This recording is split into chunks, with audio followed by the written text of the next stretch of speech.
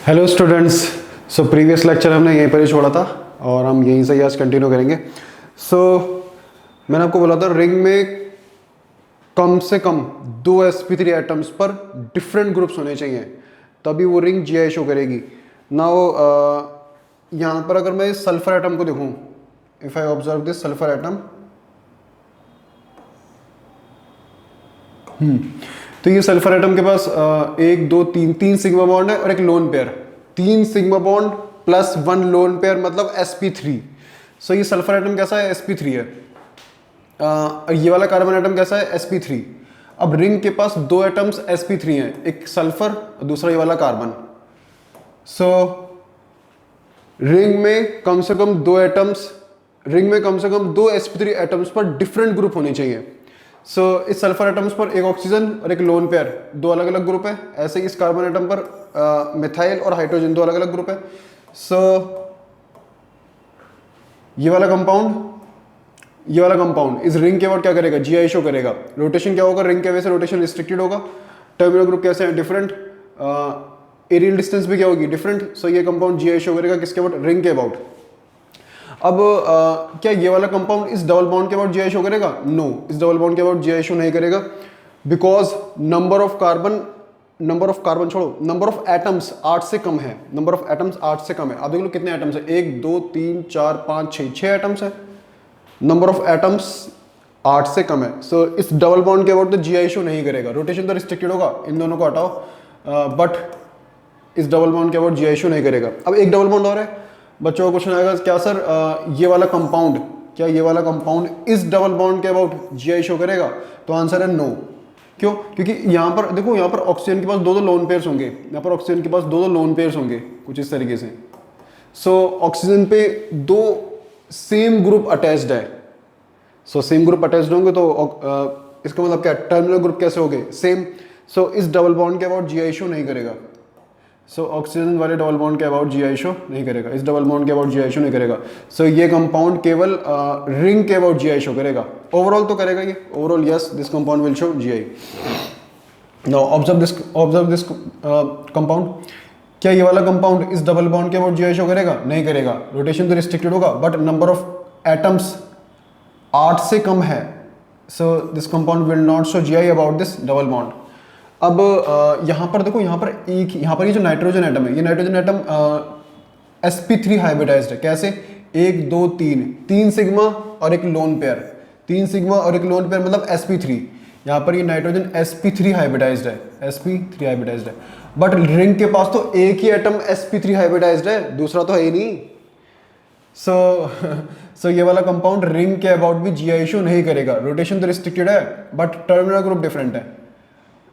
अब aerial distance को check कर रहे नहीं है, this compound will not show GI। Overall ये वाला कंपाउंड GI शो नहीं करेगा। Overall this compound will not show GI। हाँ, ये वाला कंपाउंड कर देगा। देखो, ये वाला कंपाउंड इस डबल बॉन्ड के बाद तो GI शो नहीं करेगा। क्यों? क्योंकि नंबर ऑफ एटम्स 8 से कम है। इस डबल बॉन्ड के बाद तो GI शो नहीं करेगा। बट रिंग में 2 sp3 एटम्स हैं, एक ही नाइट्रोजन sp3 है, एक ये वाला नाइट्रोजन भी sp3 है। रिंग में 2 एटम्स sp3 हैं, इन दोनों एटम्स पर डिफरेंट ग्रुप अटैच्ड हैं। इस नाइट्रोजन पर ये हाइड्रोजन एक अलग ग्रुप है, लोन पेयर एक अलग ग्रुप है। ऐसे ही ये हाइड्रोजन एक अलग ग्रुप है, ये लोन पेयर एक अलग ग्रुप है। टर्मिनल ग्रुप कैसे हो गए? Different. Second condition satisfied. Rotation ring की वजह से रोटेशन कैसा है? Restricted. First condition is satisfied. Aerial distance भी डिफरेंट होगी। ये this compound will show GI about ring. ये वाला कंपाउंड रिंग के अबाउट GI शो करेगा। Now overall this compound will show GI about ring. Now observe this question. यहाँ पर कोई डबल बॉन्ड तो है ही नहीं। हाँ, यहाँ पर ये देखो रिंग में क्या, ये ऑक्सीजन एटम कैसा है? ये भी sp3 हाइब्रिडाइज्ड है। कैसे? देखो, 3 सिग्मा बॉन्ड है, ये वाला बॉन्ड सिग्मा, ये वाला बॉन्ड सिग्मा, ये वाला bond sigma. 3 sigma bond plus के एक lone pair, 3 sigma bond plus एक लोन पेयर मतलब sp3 हाइब्रिडाइज्ड। ये यहाँ पर ये ऑक्सीजन एटम भी sp3 हाइब्रिडाइज्ड है। हाँ, बट यहाँ पर यहाँ पर देखो, ऑक्सीजन के पास 2 अलग ग्रुप है, 2 डिफरेंट ग्रुप्स हैं। बट अगर मैं बात करूं, हाँ, इफ आई टॉक अबाउट, ये क्या, ये कार्बन है, ये भी कार्बन है, ये कार्बन है, ये तीनों कार्बन sp3 हाइब्रिडाइज्ड हैं, बट इस कार्बन पे 2 हाइड्रोजन लगे हैं, इस कार्बन पे भी 2 हाइड्रोजन लगे हैं, इस कार्बन और इस कार्बन पे भी 2 हाइड्रोजन लगे हैं, तो ग्रुप्स तो भैया सेम है। तो यहाँ पर तो इस कंपाउंड में केवल एक ही एटम ऐसा है जिस पर 2 डिफरेंट ग्रुप हैं, और वो कौन है? ऑक्सीजन। बट रिंग की रिक्वायरमेंट, जीआई की तो रिक्वायरमेंट क्या है? जीआई की रिक्वायरमेंट है कि रिंग में कम से कम 2 एटम्स ऐसे होने चाहिए, 2 sp3 एटम्स ऐसे होने चाहिए जिसके पास डिफरेंट ग्रुप हो। यहाँ पर तो एक ही एटम ऐसा है, so this compound will not show GI. Rotation तो रिस्ट्रिक्टेड होगा बट टर्मिनल ग्रुप डिफरेंट है, so this compound will not show GI. ये वाला कंपाउंड जीआई शो नहीं कर देगा, ये वाला कंपाउंड जीआई शो नहीं करेगा। हाँ, अब ये वाला कंपाउंड जीआई शो कर देगा, क्योंकि यहाँ पर ये ऑक्सीजन एटम sp3 है, और ये वाला जो कार्बन एटम है ये भी sp3 हाइब्रिडाइज्ड है, और दोनों पर डिफरेंट ग्रुप लगे हैं। ऑक्सीजन पर लोन पेयर एक अलग ग्रुप है, हाइड्रोजन एक अलग ग्रुप है। ऐसे ही इस वाले कार्बन पर OH एक अलग ग्रुप है, और ये हाइड्रोजन एक अलग ग्रुप है। सो टर्मिनल ग्रुप कैसे है? डिफरेंट। रिंग के वजह से रोटेशन कैसा होगा? रिस्ट्रिक्टेड। और एरियल डिस्टेंस भी कैसे होगी? Different. So this compound will show GI. Yes, this compound will show GI. अब इसको ऑब्जर्व कर लो। सो नेक्स्ट क्वेश्चन देखते हैं। आई होप आपने इसको ऑब्जर्व कर लिया होगा। नेक्स्ट क्वेश्चन,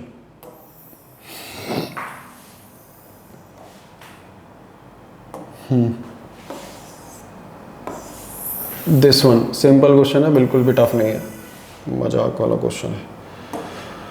हाँ, ऑब्जर्व दिस वन। ध्यान पर देखो। ओहो, थोड़ा सा साइड में रह गया, मैंने ध्यान नहीं करा।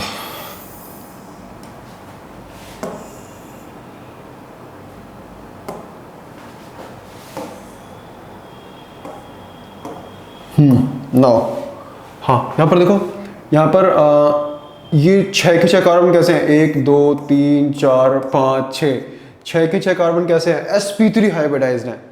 और यहाँ पर देखो, यहाँ पर ये 2 कार्बन, कौन कौन से कार्बन? हाँ, यहाँ पर ये 2 कार्बन पे ग्रुप्स कैसे लगे हैं? डिफरेंट। इस कार्बन पर एक ब्रोमीन लगा है, एक हाइड्रोजन लगा है। ऐसे इस वाले कार्बन पर एक एटम ब्रोमीन का, एक हाइड्रोजन का है। सो रोटेशन तो रिंग के वजह से रोटेशन कैसा है? रिस्ट्रिक्टेड। टर्मिनल ग्रुप भी कैसे हैं? डिफरेंट। टर्मिनल ग्रुप्स भी डिफरेंट है। मैं चलो इसको यहाँ पर लगा ही देता हूँ। टर्मिनल ग्रुप्स भी कैसे हैं? डिफरेंट। एरियल डिस्टेंस भी कैसे होगी? Different. So this compound will show GI. ये वाला कंपाउंड जीआई शो करेगा। This compound will show GI. Yes. अब देखो मैंने क्या करा है, मैंने यहाँ पर मैंने किया क्या यहाँ पर देखो, व्हाट हैव आई डन। हाँ, अब देखो मैंने क्या करा है, मैंने ब्रोमीन की जगह पर, मैंने दोनों ब्रोमीन की जगह पर मैंने यहाँ पर बेंजीन रिंग लगा दी। यहाँ पर देखो मैंने ये तो करा है, मैंने इन 2 कार्बन पर ब्रोमीन की जगह पर क्या लगा दी? बेंजीन रिंग लगा दी। आप कुछ भी लगा सकते हो, अरे बेंजीन रिंग लगा दो आप, इन 2 कार्बन पर बेंजीन रिंग लगा दो, मिथाइल लगा दो, क्लोरीन लगा दो, आयोडीन लगा दो, OH लगा दो, तो मर्जी है आपकी। तो भी ये कंपाउंड क्या करेगा? जीआई शो करेगा। रिंग के वजह से रोटेशन क्या होगा? रिस्ट्रिक्टेड। टर्मिनल ग्रुप कैसे है? डिफरेंट। देख लो आप, इस कार्बन पर, इस वाले कार्बन पर एक हाइड्रोजन लगाए, एक ये वाला ग्रुप लगाए। ऐसे ही इस वाले कार्बन पर एक हाइड्रोजन लगाए, एक ये वाला ग्रुप लगाए। दोनों ग्रुप डिफरेंट है। टर्मिनल ग्रुप कैसे होगा? डिफरेंट। एरियल डिस्टेंस भी कैसी होगी? Different. So this compound will show GI. ये वाला कंपाउंड जीआई शो करेगा। अरे ये ग्रुप्स, बस ग्रुप्स चेंज है। ब्रोमीन की जगह पर मैंने ये वाला ग्रुप लगा दिया, और इस ब्रोमीन की जगह पर मैंने ये वाला ग्रुप लगा दिया, ये चेंज करा है मैंने। हाँ, नाउ इसको देखो, नाउ ऑब्जर्व दिस वन। अब देखो मैं यहाँ पर केवल एक sp3 कार्बन एटम ऐसा है जिसके पास डिफरेंट ग्रुप है, बाकी का कोई भी sp3 कार्बन एटम ऐसा नहीं होगा जिसके पास ग्रुप डिफरेंट होंगे। सो रोटेशन तो रिस्ट्रिक्टेड है, बट टर्मिनल ग्रुप कैसे है? डिफरेंट नहीं है। अरे 2 पर तो कम से कम हो। एरियल डिस्टेंस चेक करना नहीं है, so this compound will not show GI. अब देखो ये भी ऐसा ही है, यहाँ पर ये एक कार्बन ऐसा है जिसके पास डिफरेंट ग्रुप है। बस ये इस कार्बन के पास एक हाइड्रोजन होगा और दूसरा ये वाला ग्रुप होगा, और कोई कार्बन एटम ऐसा है ही नहीं जिसके पास डिफरेंट ग्रुप हो। मैंने OH की जगह पर इस ग्रुप को लगा दिया, तो कुछ फर्क तो होना पड़ेगा। हाँ, सो ये दोनों कंपाउंड जीआई शो नहीं करेंगे। Now observe this one. इन दोनों को ऑब्जर्व करवा, यहाँ पर OH लगा दो।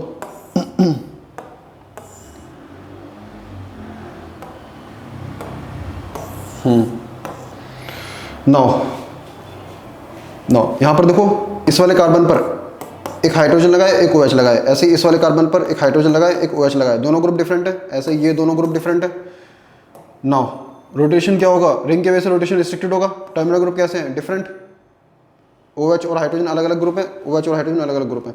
एरियल डिस्टेंस भी कैसे होगी, different. So this compound will show GI। ऐसे ही देखो, मैंने यहाँ पर OH की जगह पर ये वाला ग्रुप लगा दिया, बस मैंने ये चेंज करा है।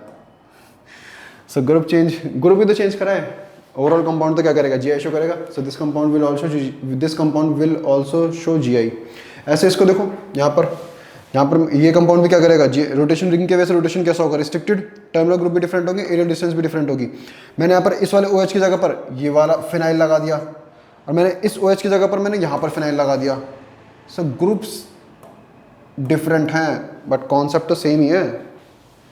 सो ये वाला कंपाउंड भी क्या करेगा, GI शो करेगा। आप चाहो तो ऐसे भी चेक कर सकते हो। देखो इस वाले कार्बन पर एक हाइड्रोजन लगाए, एक ये वाला ग्रुप लगाए, दोनों ग्रुप डिफरेंट है।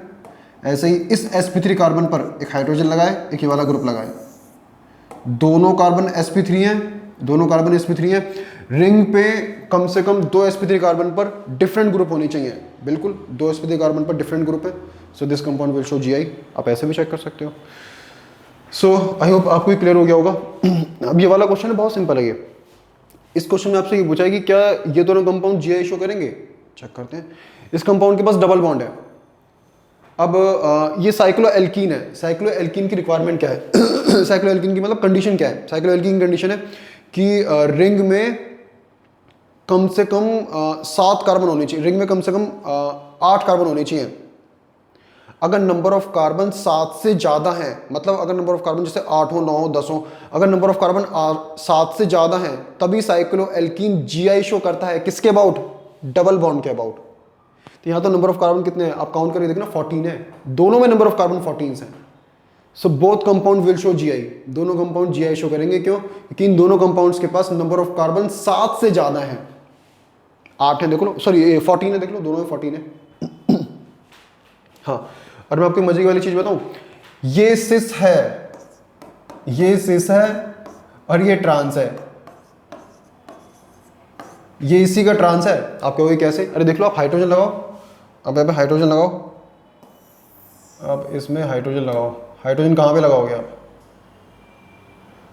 मैं इसको थोड़ा सा छोटा कर देता हूँ। हाँ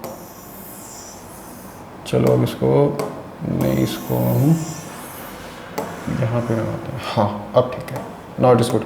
हाँ नाउ हाइड्रोजन कहाँ लगाओगे आप, दोनों हाइड्रोजन को आपको सेम साइड पे लगाओगे। आप दोनों हाइड्रोजन को आप सेम साइड पे लगाओगे। जब भी दोनों हाइड्रोजन सेम साइड पे हो तो बोलो सिस। यहाँ पे हाइड्रोजन कैसे लगाओगे आप, देखो एक हाइड्रोजन तो लगेगा ऐसे और दूसरा हाइड्रोजन लगेगा ऐसे। आपको हाइड्रोजन नहीं लगाना, हाइड्रोजन बिना हाइड्रोजन के भी आप चेक कर सकते हो। कैसे, देखो यहाँ पर एक ग्रुप ऐसे जा रहा है भाई, यहाँ पर एक ग्रुप ऐसे जा रहा है और दूसरा ग्रुप ऐसे जा रहा है। तो दोनों ग्रुप कैसे हैं, दोनों ग्रुप ऑपोजिट साइड की तरफ है ना। जब भी दो ग्रुप ऑपोजिट साइड हो तो बोलो ट्रांस। हाइड्रोजन लगाने, हाइड्रोजन लगा लो। हाइड्रोजन, एक हाइड्रोजन आप ऐसे लगाओगे, दूसरा हाइड्रोजन ऐसे मत लगा देना, गलत हो जाएगा। दूसरा हाइड्रोजन ऐसे मत लगा देना, क्योंकि भाई पहले से एक ग्रुप ऐसे लगा है। तो दूसरा हाइड्रोजन कैसे लगाओगे आप, दूसरा हाइड्रोजन लगाओगे आप ऐसे। ये हाइड्रोजन रिंग के अंदर नहीं है, ये वाला हाइड्रोजन रिंग के अंदर नहीं है।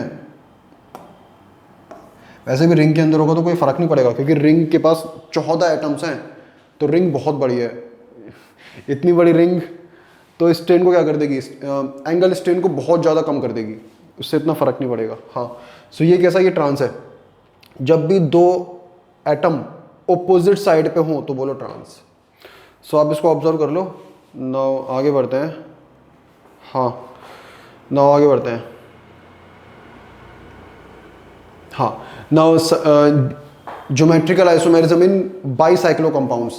देखो यहाँ पे मैं जो भी एग्जांपल्स लूँगा ना, वो मैं एग्जांपल्स लूँगा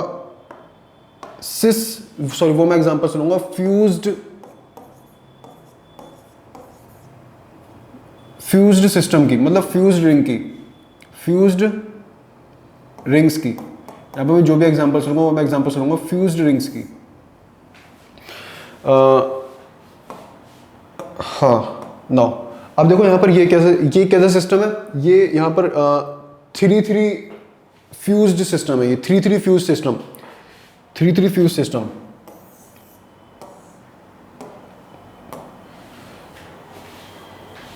दो 3 कार्बन वाली रिंग आपस में क्या हुई है, फ्यूज हुई है। नाउ ये सब वैसे मैं बाइसाइक्लो कंपाउंड से बता चुका हूँ आपको।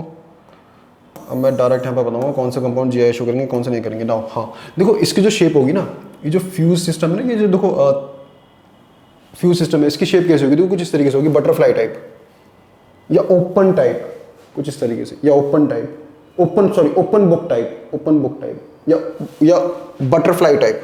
ऐसे ही इसकी 4-4 सिस्टम की, 4-4 सिस्टम की कि शेप कैसी होगी? ऐसी बटरफ्लाई टाइप या ओपन बुक टाइप।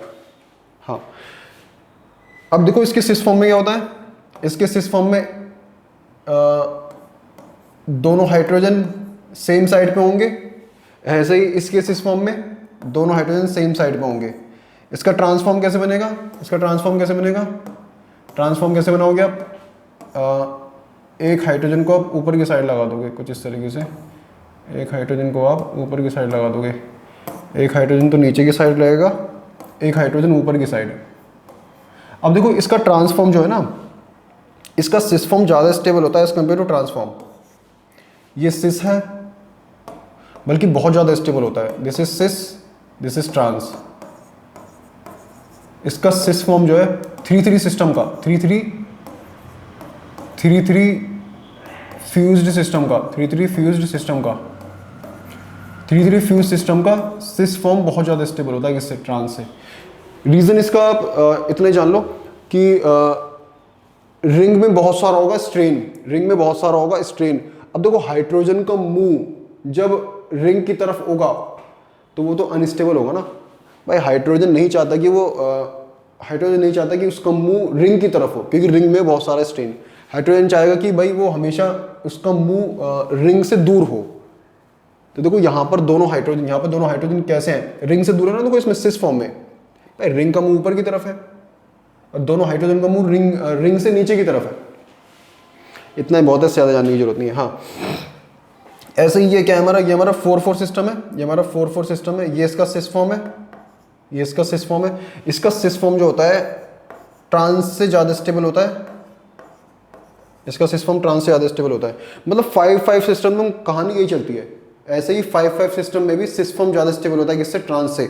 बट मैं अगर बात करूं 6-6 सिस्टम की, यहाँ पर देखो 6 कार्बन, मतलब 6 कार्बन की रिंग आपस में क्या हुई है? फ्यूज हुई है ना। इसको हम 6-6 फ्यूज्ड सिस्टम बोल सकते हैं।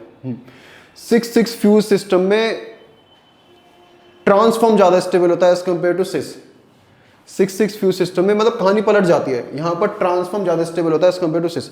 बनाकर दिखाता हूँ इसका मतलब आपको एक हल्का सा इसका डायग्राम बनाऊंगा मैं। हाँ यहाँ पर मैं क्या करूँगा, हाँ जी यहाँ पर आप क्या करो, यहाँ पर आप लगाओ वेज पे एक हाइड्रोजन लगाओ और यहाँ पर वेज पे एक और हाइड्रोजन लगा दो। सो ये तो हो जाएगा सिस, दिस इज सिस।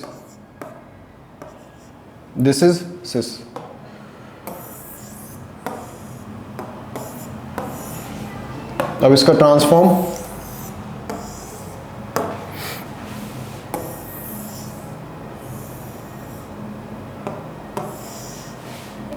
के लिए आप क्या करो, एक हाइड्रोजन को वेज पे लगा दो और दूसरे हाइड्रोजन को डैश पे लगा दो, समथिंग लाइक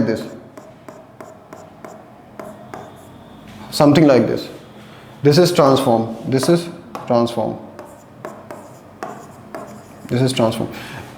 इसका ट्रांसफॉर्म ज़्यादा स्टेबल होता है। ये इसको हम बोलते हैं डेक्लीन। इसका नाम है डेक्लीन। इसको हम बोलते हैं decalin. This is cis decalin, this is trans decalin. Trans decalin is more stable than cis decalin. देखो ट्रांस डेक्लीन का जो स्ट्रक्चर है ना, वैसे तो हम आगे देखेंगे इसको डिटेल में, मतलब अभी नहीं, आगे जब हम कन्फर्मेशन जब हम पढ़ेंगे तो हम इसका स्ट्रक्चर, मतलब इन दोनों के डेक्लीन का स्ट्रक्चर हम डिटेल में देखेंगे। ट्रांस डेक्लीन का जो स्ट्रक्चर है ना वो करीब करीब फ्लैट होता है, मतलब करीब करीब फ्लैट होगा कुछ इस तरीके से। 90% फ्लैट होगा, आप ये समझ लो कुछ इस तरीके से होगा, करीब करीब फ्लैट होगा। 90% होगा, 100% तो फ्लैट नहीं होगा। हाँ इसका ट्रांसफॉर्म ज़्यादा स्टेबल होता है कंपेयर टू सिस। सो इसमें अभी आप इतना ही जान लो, इससे ज़्यादा जानने की जरूरत नहीं है। हाँ नेक्स्ट हम देखेंगे अब, हाँ जियाइन पॉलीफिनाइल्स। बहुत ही सिंपल है ये। नाउ यहाँ पर ये एक फिनाइल है, ये एक फिनाइल है, इसको हम बोलते हैं पॉलीफिनाइल, पॉलीफिनाइल। सो देखो ये कैसा बॉन्ड है, ये सिग्मा बॉन्ड है, this is sigma bond, this is sigma bond. Sigma bond के अबाउट, सिग्मा बॉन्ड के अबाउट इन दोनों रिंग का आपस में क्या होगा, फ्री रोटेशन होगा। भाई सिग्मा बॉन्ड के अबाउट रोटेशन क्या होगा, फ्री होगा। सिग्मा बॉन्ड के अबाउट रोटेशन क्या होगा, फ्री होगा, फ्री रोटेशन। अगर रोटेशन को आप रोक ही नहीं पा रहे, अगर आप रोटेशन को रोक ही नहीं पा रहे तो जीआई इम्पॉसिबल है। सो जीआई इज नॉट पॉसिबल। क्या इस तरह के सिस्टम में जीआई पॉसिबल है? नहीं भाई, जीआई पॉसिबल नहीं है। क्यों? क्योंकि सिग्मा बॉन्ड के अबाउट रोटेशन कैसा है, फ्री। ये रिंग, ये दोनों रिंग आपस में क्या हो जाएंगी, घूम जाएगी ना। अभी ये दोनों रिंग ऐसी वर्टिकल है, सिग्मा बॉन्ड दोनों के बीच सिग्मा बॉन्ड है, तो सिग्मा बॉन्ड का मतलब क्या, फ्री रोटेशन। तो रिंग ऐसे हो जाएगी या ऐसे हो जाएगी, ऐसे हो जाएगी, कैसे भी हो जाएगी, फ्री रोटेशन है, रोटेशन रिस्ट्रिक्टेड ही नहीं है, तो फर्स्ट कंडीशन सेटिस्फाइड ही नहीं है। सो ये वाला कंपाउंड तो जीआई शो नहीं करेगा, इस तरह के कंपाउंड तो जीआई शो नहीं करेंगे ना। अब आता है हमारा even phenyl system. Even phenyl system में क्या होगा,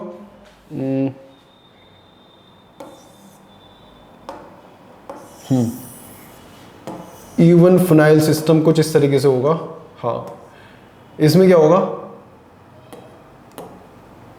इसमें यहां पर ऑर्थो पोजीशन पे, दिस इज ऑर्थो पोजीशन, ये दोनों पोजीशन क्या होंगी, ये दोनों पोजीशन इस डंडे के रेस्पेक्ट में ऑर्थो होंगी। ऐसे ही ये दोनों पोजीशंस भी इस डंडे के रेस्पेक्ट में कैसी होंगी, ऑर्थो पोजीशंस होंगी। नाउ यहां पर ऑर्थो पोजीशंस पे बल्कि ग्रुप लगे होंगे, ये ए, ये बी और ये बी। ए बी कैसे ग्रुप्स हैं, बल्कि ग्रुप्स हैं। ए बी कैसे ग्रुप्स हैं, बल्कि ग्रुप्स। देखो बल्कि ग्रुप्स आपको ऐसे मिलेंगे, क्लोरीन हो गया, ब्रोमीन हो गया, आयोडीन हो गया, मिथाइल हो गया, सल्फोनिक ग्रुप हो गया, कार्बोक्सिलिक ग्रुप हो गया। स्मॉल ग्रुप्स ऐसे होंगे, हाइड्रोजन, ड्यूटेरियम, ये OH ग्रुप हो गया, फ्लोरीन हो गया, ये स्मॉल ग्रुप्स हैं, इनसे इतना फर्क नहीं पड़ेगा। बल्कि ग्रुप से फर्क पड़ेगा। क्या फर्क पड़ेगा अभी मैं आपको बताता हूँ। नाउ देखो, ए और बी बल्कि ग्रुप्स है, बड़े बड़े ग्रुप्स हैं। बड़े बड़े ग्रुप्स के लिए स्पेस बहुत ज्यादा चाहिए होगा, बट स्पेस तो इतना नहीं है भाई। ए और बी कैसे ग्रुप्स हैं, बल्कि ग्रुप है। ए के सामने ए, यहां पर बी के सामने बी। ए और बी कैसे ग्रुप हैं, बल्कि ग्रुप्स हैं, बड़े बड़े ग्रुप्स हैं। बड़े बड़े ग्रुप्स एक दूसरे को क्या करेंगे, रिपेल करेंगे। ए को रिपेल करेगा, बी को रिपेल करेगा। भाई ए और बी बल्कि ग्रुप्स है, बल्कि ग्रुप्स के बीच क्या होगा, यहां पर बल्कि ग्रुप्स के बीच रिपल्शन बहुत ज्यादा भयंकर होगा। भाई ए क्या करेगा, ए को धक्का मारेगा, ऐसे चल हट, ऐसे ही इधर दूसरी तरफ ए को धक्का मारेगा, हट, ऐसे करके धक्का। रिपल्शन हो रहा है, दोनों ग्रुप एक दूसरे के ऊपर चढ़ रहे हैं, क्योंकि स्पेस है ही नहीं, क्योंकि आपने दोनों ग्रुप को ऑर्थो पोजीशन पे लगा रखा है। या तो दूर लगाओ, या तो पैरा पे लगाओ। पैरा पे भाई, पैरा पे तो क्या ही रिपेल करेंगे, पैरा पर तो रिपेल नहीं करेंगे। ऐसे बी और बी दोनों ग्रुप्स ऑर्थो पोजीशन पे लगे हैं, तो बी एक, ये वाला बी इसको धक्का मारेगा, स्पेस ही नहीं है ना। दूसरा वाला बी इसको धक्का मारेगा, दोनों में क्या चलेगी, दोनों में बॉक्सिंग चलेगी। इसको आप ऐसे समझ सकते हो कि दोनों ए और बी के बीच क्या होगा, भयंकर वाला रिपल्शन होगा। ये रिपल्शन इतना भयंकर होगा, कुछ ये रिपल्शन इतना भयंकर होगा। भाई दोनों रिंग्स कैसी है, अभी तो वर्टिकल है, दोनों रिंग्स कैसी है, अभी वर्टिकल है। ए के बीच क्या हो रहा है, रिपल्शन हो रहा है, बी के बीच रिपल्शन हो रहा है। जब रिपल्शन होगा तो भाई ए और बी ग्रुप किस पे लगे, रिंग पे लगे है ना। दोनों के बीच रिपल्शन होगा तो क्या होगा भाई, रिंग भी हिलेगी। रिंग कुछ इस तरीके से हिलेगी। ये सारी कहानी कौन देख रही है, रिंग देख रही है। अब भाई रिंग कैसा फील करेगी, रिंग जब ऐसे हिलेगी तो रिंग कैसा फील करेगी, अनस्टेबल। तो रिंग क्या करेगी, रिंग इनके रिपल्शन को कम करने के लिए, इस सिग्मा बॉन्ड के अबाउट, रिंग इन दोनों के रिपल्शन को कम करने के लिए रिंग इस सिग्मा बॉन्ड के अबाउट, ये सिग्मा बॉन्ड है ना भाई, इसके अबाउट तो फ्री रोटेशन हो सकता है। रिंग इस सिग्मा बॉन्ड के अबाउट अपना प्लेन चेंज कर लेगी। भाई अभी दोनों ग्रुप्स के बीच रिपल्शन हो रहा है, रिंग, अब ये रिपल्शन का इफेक्ट रिंग पे भी आ रहा है, रिंग भी ऐसे हिल रही है। अब रिंग रिपल्शन को कम करने के लिए रिंग क्या करेगी, रिंग अपना प्लेन चेंज कर देगी। रिंग क्या कर देगी, रिंग अपना प्लेन चेंज कर देगी। देखो कुछ इस तरीके से, जैसे ही रिंग अपना प्लेन चेंज करेगी, देखो अभी दोनों रिंग्स वर्टिकल है, अब रिंग रिपल्शन को कम करने के लिए रिंग क्या करेगी, रिंग अपना प्लेन चेंज करेगी। देखो कुछ इस तरीके से रिंग अपना प्लेन चेंज कर रही है, रिंग वर्टिकल से हॉरिजॉन्टल हो रही है, रिपल्शन कम हो रहा है, कम हो रहा है, कम हो रहा है, कम हो रहा है, कम हो रहा है। जैसे ही ये दोनों रिंग्स एक दूसरे के परपेंडिकुलर आई, रिपल्शन मिनिमम हो गया, सबसे कम रिपल्शन। अब अगर आपने रिंग को और घुमाया, अगर आपने रिंग को और रोटेट करा तो रिपल्शन बढ़ जाएगा। तो रिपल्शन बढ़ जाएगा। जब दोनों रिंग्स एक दूसरे के परपेंडिकुलर होंगी तो रिपल्शन मिनिमम होगा, क्योंकि ग्रुप्स दूर दूर हो गए ना। देखो ग्रुप्स दूर दूर हो गए, एक ग्रुप देखो यहाँ पर आ गया, देखो मेरी इस उंगली को देखो, और दूसरा ग्रुप देखो यहाँ पर आ गया दिख गया ना। ऐसे ही एक ग्रुप देखो यहाँ पर आ गया इधर की तरफ, और दूसरा ग्रुप देखो यहाँ पर आ गया, समझ गए ना। जैसे ही दोनों रिंग्स एक दूसरे के परपेंडिकुलर हो जाएंगे रिपल्शन मिनिमम हो जाएगा। अगर आपने फर्दर रोटेट करा रिंग को तो रिपल्शन बढ़ जाएगा, चाहे आप ऐसे रोटेट कर लो चाहे आप ऐसे रोटेट कर लो। सो मुझे बताओ रोटेशन, क्या रोटेशन रिस्ट्रिक्टेड हो गया या नहीं हो गया है? रोटेशन रिस्ट्रिक्टेड हो गया है। रोटेशन को इस बार रोटेशन को किसने रिस्ट्रिक्ट करा? इस बार रोटेशन को रिस्ट्रिक्ट करा है बल्कि ग्रुप्स ने। भाई दोनों रिंग्स इस तरीके से लगी थी और बल्कि ग्रुप्स के बीच रिपल्शन बहुत भयंकर हो रहा था, इसके बीच रिंग भी ऐसे ऐसे हिल रही थी। अब रिंग ने क्या करा, रिंग ने सिग्मा बॉन्ड के अबाउट अपना प्लेन चेंज करा कुछ इस तरीके से। जैसे ही ये दोनों रिंग्स एक दूसरे के परपेंडिकुलर आई तो रिपल्शन मिनिमम हो गया, रिपल्शन मिनिमम हो गया। अब अगर रिंग फर्दर ऐसे घूमी या ऐसे घूमी तो रिपल्शन बढ़ जाएगा। रिपल्शन मिनिमम कब होगा? सबसे कम रिपल्शन कब होगा? जब दोनों रिंग्स एक दूसरे के परपेंडिकुलर होंगी। तो रोटेशन इस बार भी क्या हो गया? रिस्ट्रिक्टेड हो गया। इस बार रोटेशन को किसने रिस्ट्रिक्ट कर दिया? बल्कि ग्रुप्स ने। अगर रिंग हल्का सा ऐसे घूमी तो रिपल्शन बढ़ेगा, अगर हल्का सा ऐसे घूमी तो भी रिपल्शन बढ़ेगा। सो रोटेशन को किसने रिस्ट्रिक्ट कर दिया? बल्कि ग्रुप्स ने। बल्कि ग्रुप्स ने रोटेशन को क्या कर दिया? रिस्ट्रिक्टेड कर दिया। सो अभी तो यहां पर भयंकर क्या हो रहा है? रिपल्शन हो रहा है। अब जैसे ही रिंग ने अपना प्लेन चेंज करा तो देखो कुछ इस तरीके से स्ट्रक्चर बनेगी। It will be something like this,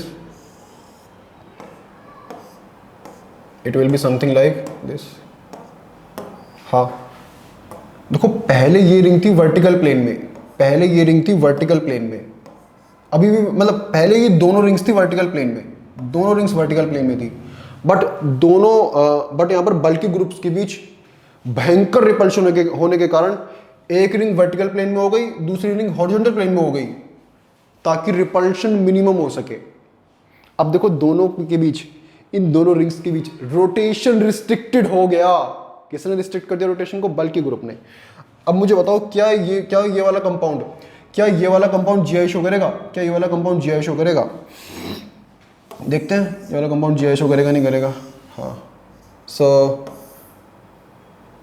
where A B, ये क्या है? बल्कि ग्रुप्स हैं। हाँ नाउ क्या रोटेशन रिस्ट्रिक्टेड हो गया? हाँ बल्कि ग्रुप ने रोटेशन को क्या कर दिया? रिस्ट्रिक्टेड कर दिया। क्या टर्मिनल ग्रुप डिफरेंट है? हाँ। अब देखो यहां पर आपको ग्रुप कौन कौन से देखने हैं? आपको ये वाले ग्रुप देखने हैं। इस वाले कार्बन पर ये वाला ग्रुप और इस वाले कार्बन पर ये वाला ग्रुप, दोनों ग्रुप डिफरेंट होनी चाहिए। आपको ये वाला ग्रुप देखना है। ए और बी डिफरेंट होनी चाहिए। अगर ए और बी सेम हो गए तो फिर टर्मिनल ग्रुप हम क्या मानेंगे? सेम मानेंगे। क्योंकि देखो यहाँ पर ये दोनों कार्बन की यहाँ पर इन दोनों कार्बन की चारों वैलेंसी सेटिस्फाइड है। इस पर कोई हाइड्रोजन नहीं है। कभी आप सोचो इस पर कोई हाइड्रोजन लगा है और इस पर हाइड्रोजन लगा है, इन दोनों पर कोई हाइड्रोजन नहीं लगा है। इन दोनों कार्बन की वैलेंसी ऑलरेडी सेटिस्फाइड है। हाँ क्या टर्मिनल ग्रुप डिफरेंट है? हाँ ये दोनों ग्रुप डिफरेंट है, दोनों ए बी हैं। ऐसे ये दोनों ग्रुप डिफरेंट है, दोनों ए बी हैं। सारा गेम किसका है? एरियल डिस्टेंस का। क्या एरियल डिस्टेंस डिफरेंट है? चेक 3D में चेक करेंगे। इस चीज़ को तुम किस में देखेंगे? 3D में देखेंगे भाई। 3D से हमको पता लगेगा। नो 3D से ही हमको जानकारी मिलेगी क्या ये दोनों ग्रुप्स डिफरेंट है या नहीं है। देखो हाँ नाउ ऑब्जर्व, ये ए है भाई, ये ए तो है और ये भी ए है। यहां पर हाँ ये देखो यहां पर ये रिंग कैसी लगी है? ये रिंग वर्टिकल है भाई, ये वाली रिंग वर्टिकल है। और ये वाली रिंग कैसी है? ये रिंग हॉरिजॉन्टल है। हाँ सो यहां पर मैंने ए के बीच की डिस्टेंस को क्या माना है? T1। अब मुझे T2 निकालना है। तो T2 कैसे आएगा? T2 कैसे आएगा? जब आप ए की जगह पर बी को लगा दोगे, बी की जगह पर ए को लगा दोगे, तो आप ए को यहां पे नीचे लगा दो और बी को ऊपर लगा दो, कुछ इस तरीके से। It will be something like this. हाँ सो ए को आपने नीचे लगा दिया, बी को ऊपर। तो अब इन दोनों के बीच की डिस्टेंस को मैं क्या मान लेता हूं? T2। इन दोनों के बीच की डिस्टेंस को मैं क्या मान लेता हूं? T2। अरे यही है ना। इन दोनों के बीच की डिस्टेंस को मैं क्या मान लेता हूं? T2। भाई क्लियरली आपको दिख रहा है T1 is equals to T2। तो एरियल डिस्टेंस क्या है? सेम। एरियल डिस्टेंस डिफरेंट नहीं है। So third condition is not satisfied, so this compound will not show GI। So ये वाला कंपाउंड जीआई शो नहीं करेगा. So even phenyl system don't show GI. Even phenyl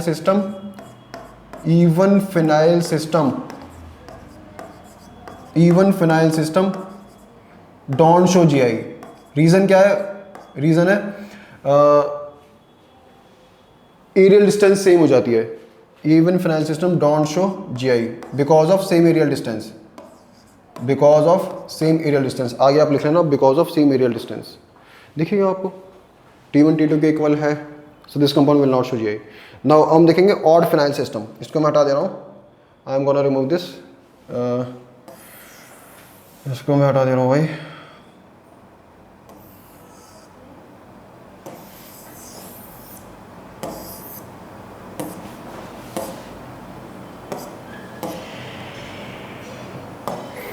now हम देखेंगे odd phenyl system.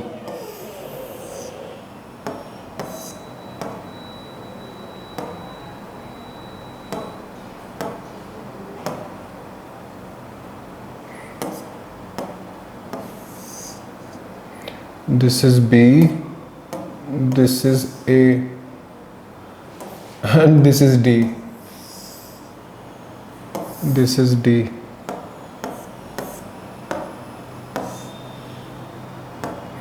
यहाँ पर D लगा है, यहाँ पर भी D लगा है,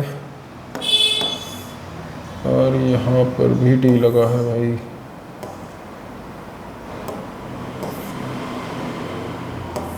यहाँ पर भी D लगा है. Where A B C D क्या है?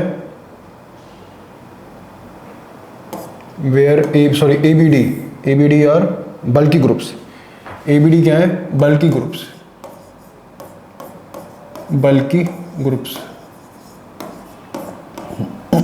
Now observe this one. इसको मैं छोटा कर देता हूँ. इसकी तो ऐसी कोई रिक्वायरमेंट नहीं है. इसको तो मैं छोटा कर देता हूँ. And this is odd phenyl system. This is odd phenyl system.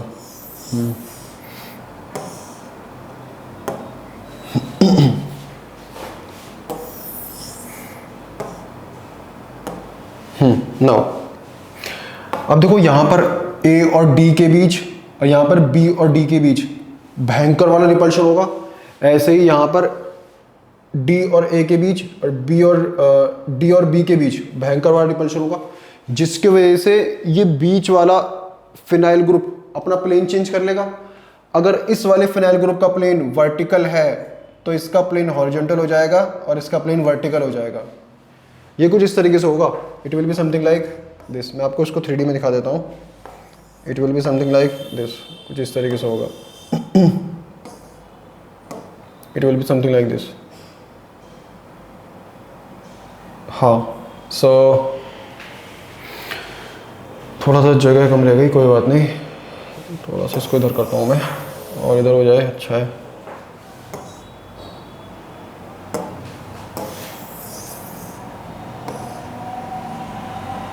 हाँ, it will be something like this. अगर ये वर्टिकल प्लेन में है तो ये हॉरिजॉन्टल प्लेन में होगा और ये वर्टिकल प्लेन में होगा. क्या रोटेशन रिस्ट्रिक्टेड है? डेफिनेटली रोटेशन रिस्ट्रिक्टेड है. रोटेशन क्या होगा? रिस्ट्रिक्टेड होगा. रोटेशन क्या होगा? रिस्ट्रिक्टेड.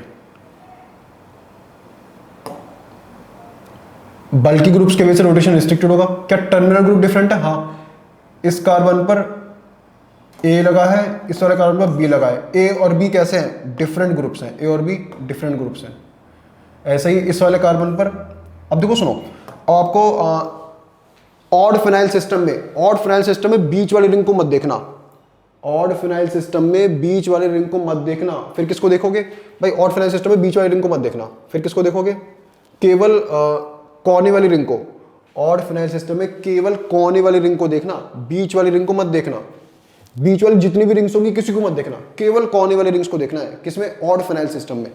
सो ये और ये ए और बी कैसे है? डिफरेंट ग्रुप है. ऐसे यहाँ पर ए और बी कैसे हैं? डिफरेंट ग्रुप्स हैं. सो टर्मिनल ग्रुप कैसे हैं? डिफरेंट. टर्मिनल ग्रुप कैसे हैं? डिफरेंट. क्या T1 T2 के क्या एरियल डिस्टेंस डिफरेंट है? चेक करते हैं. क्या एरियल डिस्टेंस डिफरेंट है? चेक करते हैं. हाँ नाउ देखो यहाँ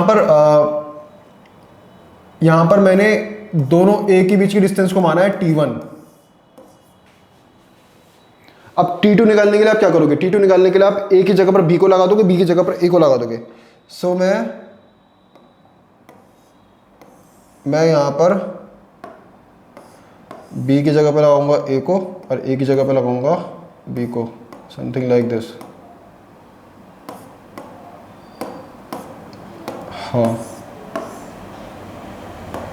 हाँ नाउ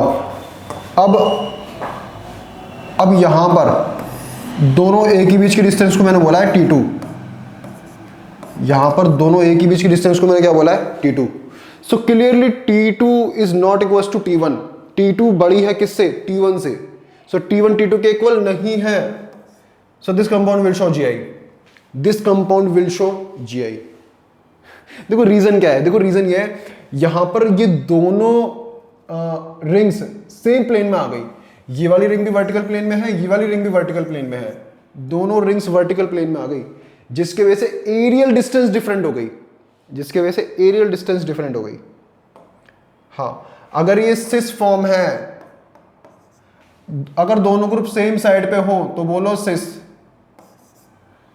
अगर दोनों ग्रुप ऑपोजिट साइड पे हैं, यहां पर देखो दोनों ए ग्रुप कैसे साइड पे है? ऑपोजिट साइड पे हैं, तो बोलो ट्रांस। ये सिस फॉर्म होगा, ये ट्रांसफॉर्म होगा। This is cis form, this is transform. This compound will show GI। So I hope आपके क्लियर हो गया होगा। सो आप क्या लिखोगे यहां पर? आप लिखोगे odd phenyl system, odd phenyl system, odd phenyl system, odd phenyl system, odd phenyl system shows GI, shows GI if terminal groups are different, if terminal groups are different, terminal group different होनी चाहिए तभी GI show करेगा। if terminal groups are different,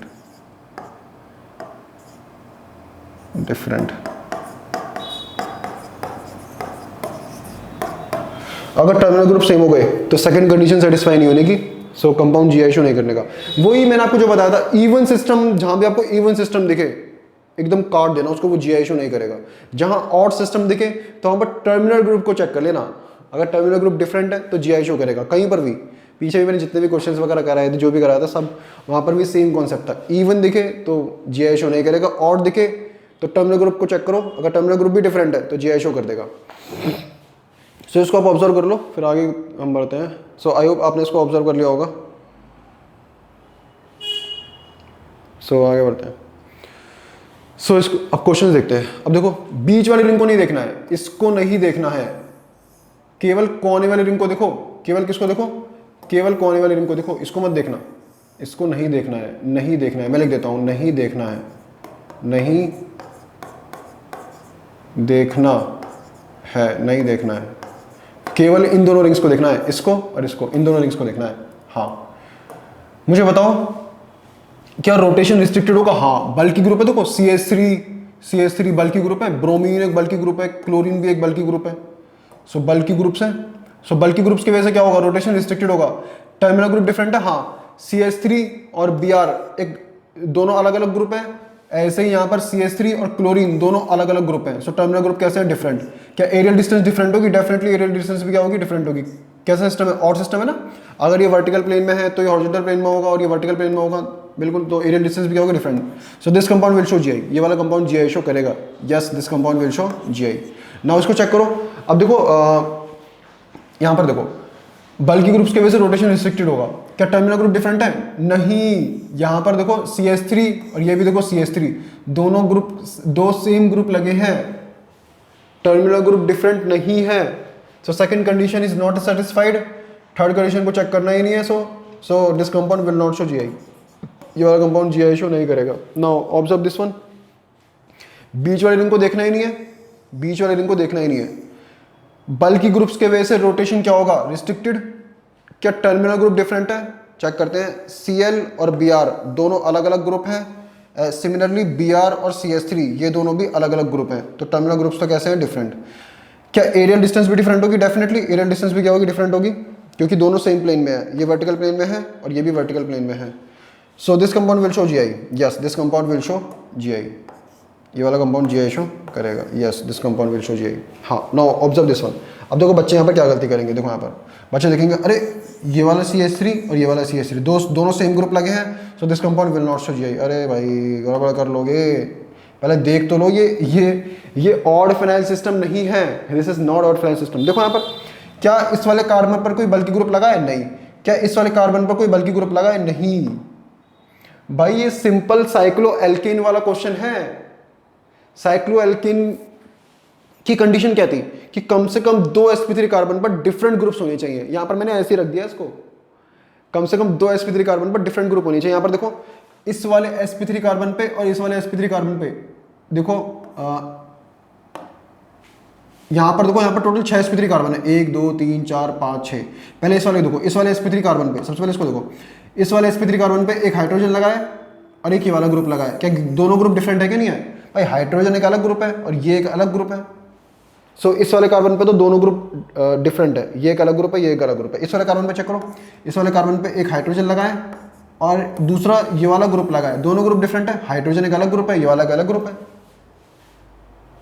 ring के वजह से rotation कैसा होगा? Restricted, terminal groups different है, एरियल डिस्टेंस भी डिफरेंट होगी, so definitely this compound will show GI. Yes this compound will show GI. ये कंपाउंड जीआई शो करेगा, किसके वजह से? साइक्लोएल्केन की कैरेक्टरिस्टिक्स की वजह से ये कंपाउंड जीआई शो करेगा। और ये वाला कंपाउंड जीआई शो क्यों करेगा? ये वाला कंपाउंड फिनाइल की कैरेक्टरिस्टिक्स की वजह से ये वाला कंपाउंड जीआई शो करेगा। ये साइक्लोएल्केन की कैरेक्टरिस्टिक्स की वजह से जीआई शो करेगा दिस कंपाउंड। अरे दोनों अलग अलग है भाई, दोनों सिस्टम अलग अलग है, ये दोनों सिस्टम अलग अलग हैं। मैंने ऐसे ही रख दिया इसको, कभी आप गड़बड़ ना कर दो ना। हाँ, आप एक काम करो, आप इसकी जगह पर, आप इसकी जगह ब्रोमीन लगा दो, आप इसकी जगह ब्रोमीन लगा दो, देखो फिर देखना। इस ग्रुप की जगह क्या लगा दो आप? इस ग्रुप की जगह आप लगा दो ब्रोमीन लगा दो, कुछ इस तरीके से ब्रोमीन लगा दो। अब देखना जरा, अब बन गया नहीं बन गया? थोड़ा थोड़ा देखो वही क्वेश्चन बन गया, यहाँ पर ही ब्रोमीन लगा दो, थोड़ा थोड़ा देखो वही क्वेश्चन बन गया, साइक्लोएल्केन वाला जो आप देखते हो। अरे मैंने एक बड़ा ग्रुप ही तो लगा रखा है। सो आगे बढ़ते हैं नाउ नेक्स्ट। हाँ, अब ये वाले क्वेश्चन देखो, बहुत सिंपल है ये। मैंने आपको यहाँ पर एक चीज़ बताई थी, सिन और एंटी में मैंने आपको बताया था कि इस तरह के कंपाउंड्स के 2 नाम हो सकते हैं। आप सिन लिखकर देखो कि भाई कौन सा ग्रुप सिन की पोजीशन में है, फिर उसका नाम लिखो, फिर नेक्स्ट वाले ग्रुप का नाम लिखो। ये क्या है? ये कीटो ऑक्साइम है, फिर कीटो ऑक्साइम लिखो। बट अगर एग्जाम में एक ही नाम आए तो फिर क्या करोगे आप? फिर आप नेमिंग भी अल्फाबेटिकली कर दोगे। जैसे I am gonna tell you, जैसे मैंने आपको बताया था कि इस कंपाउंड के 2 नाम हो सकते हैं। कैसे? आप क्या करो, OH के रेस्पेक्ट में देखो, ये क्या है? ये this is ethyl, this is methyl, ये इथाइल है, ये मिथाइल है। सो OH के रेस्पेक्ट में, OH के रेस्पेक्ट में इथाइल, OH के रेस्पेक्ट में इथाइल कौन सी पोजीशन पे लगा है? सिन पोजीशन पे। सिन सिस के जैसा होता है, तो आप लिखोगे सिन, आप लिखोगे सिन इथाइल, और नेक्स्ट ग्रुप कौन सा है? मिथाइल। सिन इथाइल मिथाइल कीटो ऑक्साइम, कीटो ऑक्साइम। एक नाम तो ये हो सकता है, दूसरा क्या नाम हो सकता है? OH के रेस्पेक्ट में मिथाइल कौन सी पोजीशन पे लगा है? एंटी पोजीशन पे, तो आप लिखोगे एंटी, और फिर उसके बाद आप लिखोगे मिथाइल, एंटी मिथाइल इथाइल कीटो ऑक्साइम। इस कंपाउंड के ये दोनों नाम हो सकते हैं, बट एग्जाम में अगर एक नाम आए तो फिर क्या करोगे? फिर आप नेमिंग अल्फाबेटिकली कर दोगे। अल्फाबेटिकली ऐसे नहीं कि देखो सिन और एंटी में ए पहले आता है तो भाई इस कंपाउंड का नाम हो जाएगा एंटी मिथाइल, गलत हो जाएगा। ऐसे तो हर बार एंटी हो जाएगा, क्योंकि एंटी का तो ए हमेशा भाई अल्फाबेटिकली ऑर्डर में ए पहले आता है ना, एस से, तो ऐसे तो हर कंपाउंड का नाम एंटी से हो जाएगा, गलत हो जाएगा ना, ऐसे मत करना। आपको चेक करना है कि भाई इन दोनों ग्रुप्स में, आपको इन दोनों ग्रुप्स में चेक करना है कि इन दोनों ग्रुप में, इन दोनों ग्रुप का जो नाम होगा ना, इन दोनों ग्रुप का नाम में पहला लेटर जो होगा अल्फाबेटिकली ऑर्डर में पहला लेटर किसका आएगा? जैसे इसका नाम है इथाइल और इसका नाम है मिथाइल, तो इथाइल और मिथाइल में अल्फाबेटिकली ऑर्डर में कौन पहले आता है? अरे इथाइल का ई पहले आता है ना, इथाइल का ई पहले आता है, तो पहले नाम इथाइल का लिखा जाएगा फिर नाम मिथाइल का लिखा जाएगा। आप चेक करो इन दोनों में, पहले इन दोनों में किस में इथाइल का नाम पहले है? इस वाले में भाई, इस वाले सिन वाले में इथाइल का नाम पहले है, एंटी वाले में इथाइल का नाम बाद में है। देखो इथाइल का नाम बाद में है, मिथाइल के बाद इथाइल है। सिन वाले में पहले इथाइल का नाम है फिर मिथाइल का नाम है। तो अल्फाबेटिकली ऑर्डर में इथाइल का ई पहले आता है, मिथाइल का एम बाद में आता है। सो ये वाला नेम ज़्यादा अप्रोप्रिएट है, ये वाला नाम ज़्यादा अप्रोप्रिएट है एज कम्पेयर टू नीचे वाले नाम से। सो इस कंपाउंड का नाम सिन से होना चाहिए, this is syn form, but इन्होंने तो एंटी लिख रखा है, तो ए ऑप्शन तो गलत हो गया, ए ऑप्शन तो गलत हो गया। हाँ अब देखो इसको चेक करो, बी ऑप्शन चेक करो। OH के रेस्पेक्ट में मुझे बताओ ये है इथाइल और ये है मिथाइल। सो OH के रेस्पेक्ट में पहले किसका, तो पहले मुझे बताओ पहले किसका नाम आएगा? पहले इथाइल का नाम पहले आएगा या मिथाइल का नाम पहले आएगा? तो अल्फाबेटिकल ऑर्डर में इथाइल पहले आता है, इथाइल का ई पहले आता है ना, सो पहले नाम इथाइल का आएगा। अब OH के रेस्पेक्ट में इथाइल कौन सी पोजीशन पे है? एंटी पोजीशन पे। OH के रेस्पेक्ट में इथाइल एंटी पोजीशन पे है ना, सो ये एंटी फॉर्म होना चाहिए, और यहाँ पे तो इन्होंने सिन लिख रखा है तो ये गलत हो गया। ऐसे ही सी ऑप्शन को चेक करो, ये है इथाइल, ये है मिथाइल। सो इथाइल का ई पहले इसका नाम आना चाहिए फिर इसका नाम आना चाहिए, पहले इथाइल का नाम आना चाहिए फिर मिथाइल का नाम आना चाहिए। सो OH के रेस्पेक्ट में इथाइल कौन सी पोजीशन पे लगा है? इथाइल सिन पोजीशन पे लगा है, सिन मतलब सिस, बिल्कुल डेफिनेटली सी ऑप्शन करेक्ट हो गया, C option correct. D option को देख लो, ये तो GI शो करेगा ही नहीं क्योंकि नाइट्रोजन पे तो सेम ग्रुप लगे हैं, so this compound will not show GI, ये तो GI शो करेगा ही नहीं। समझ गए ना? अरे नेमिंग अल्फाबेटिकली कर देना, अल्फाबेटिकली से मतलब ग्रुप्स में नेमिंग अल्फाबेटिकली होनी चाहिए, ग्रुप्स में कुछ इस तरीके से। सो आई होप ये आपको क्लियर हो गया होगा, आप इसको ऑब्जर्व कर लो, फिर नेक्स्ट क्वेश्चन देखते हैं। आई होप आपने इसको ऑब्जर्व कर लिया होगा, मैं इसको हटा देता हूँ। So I am gonna remove this. Next question,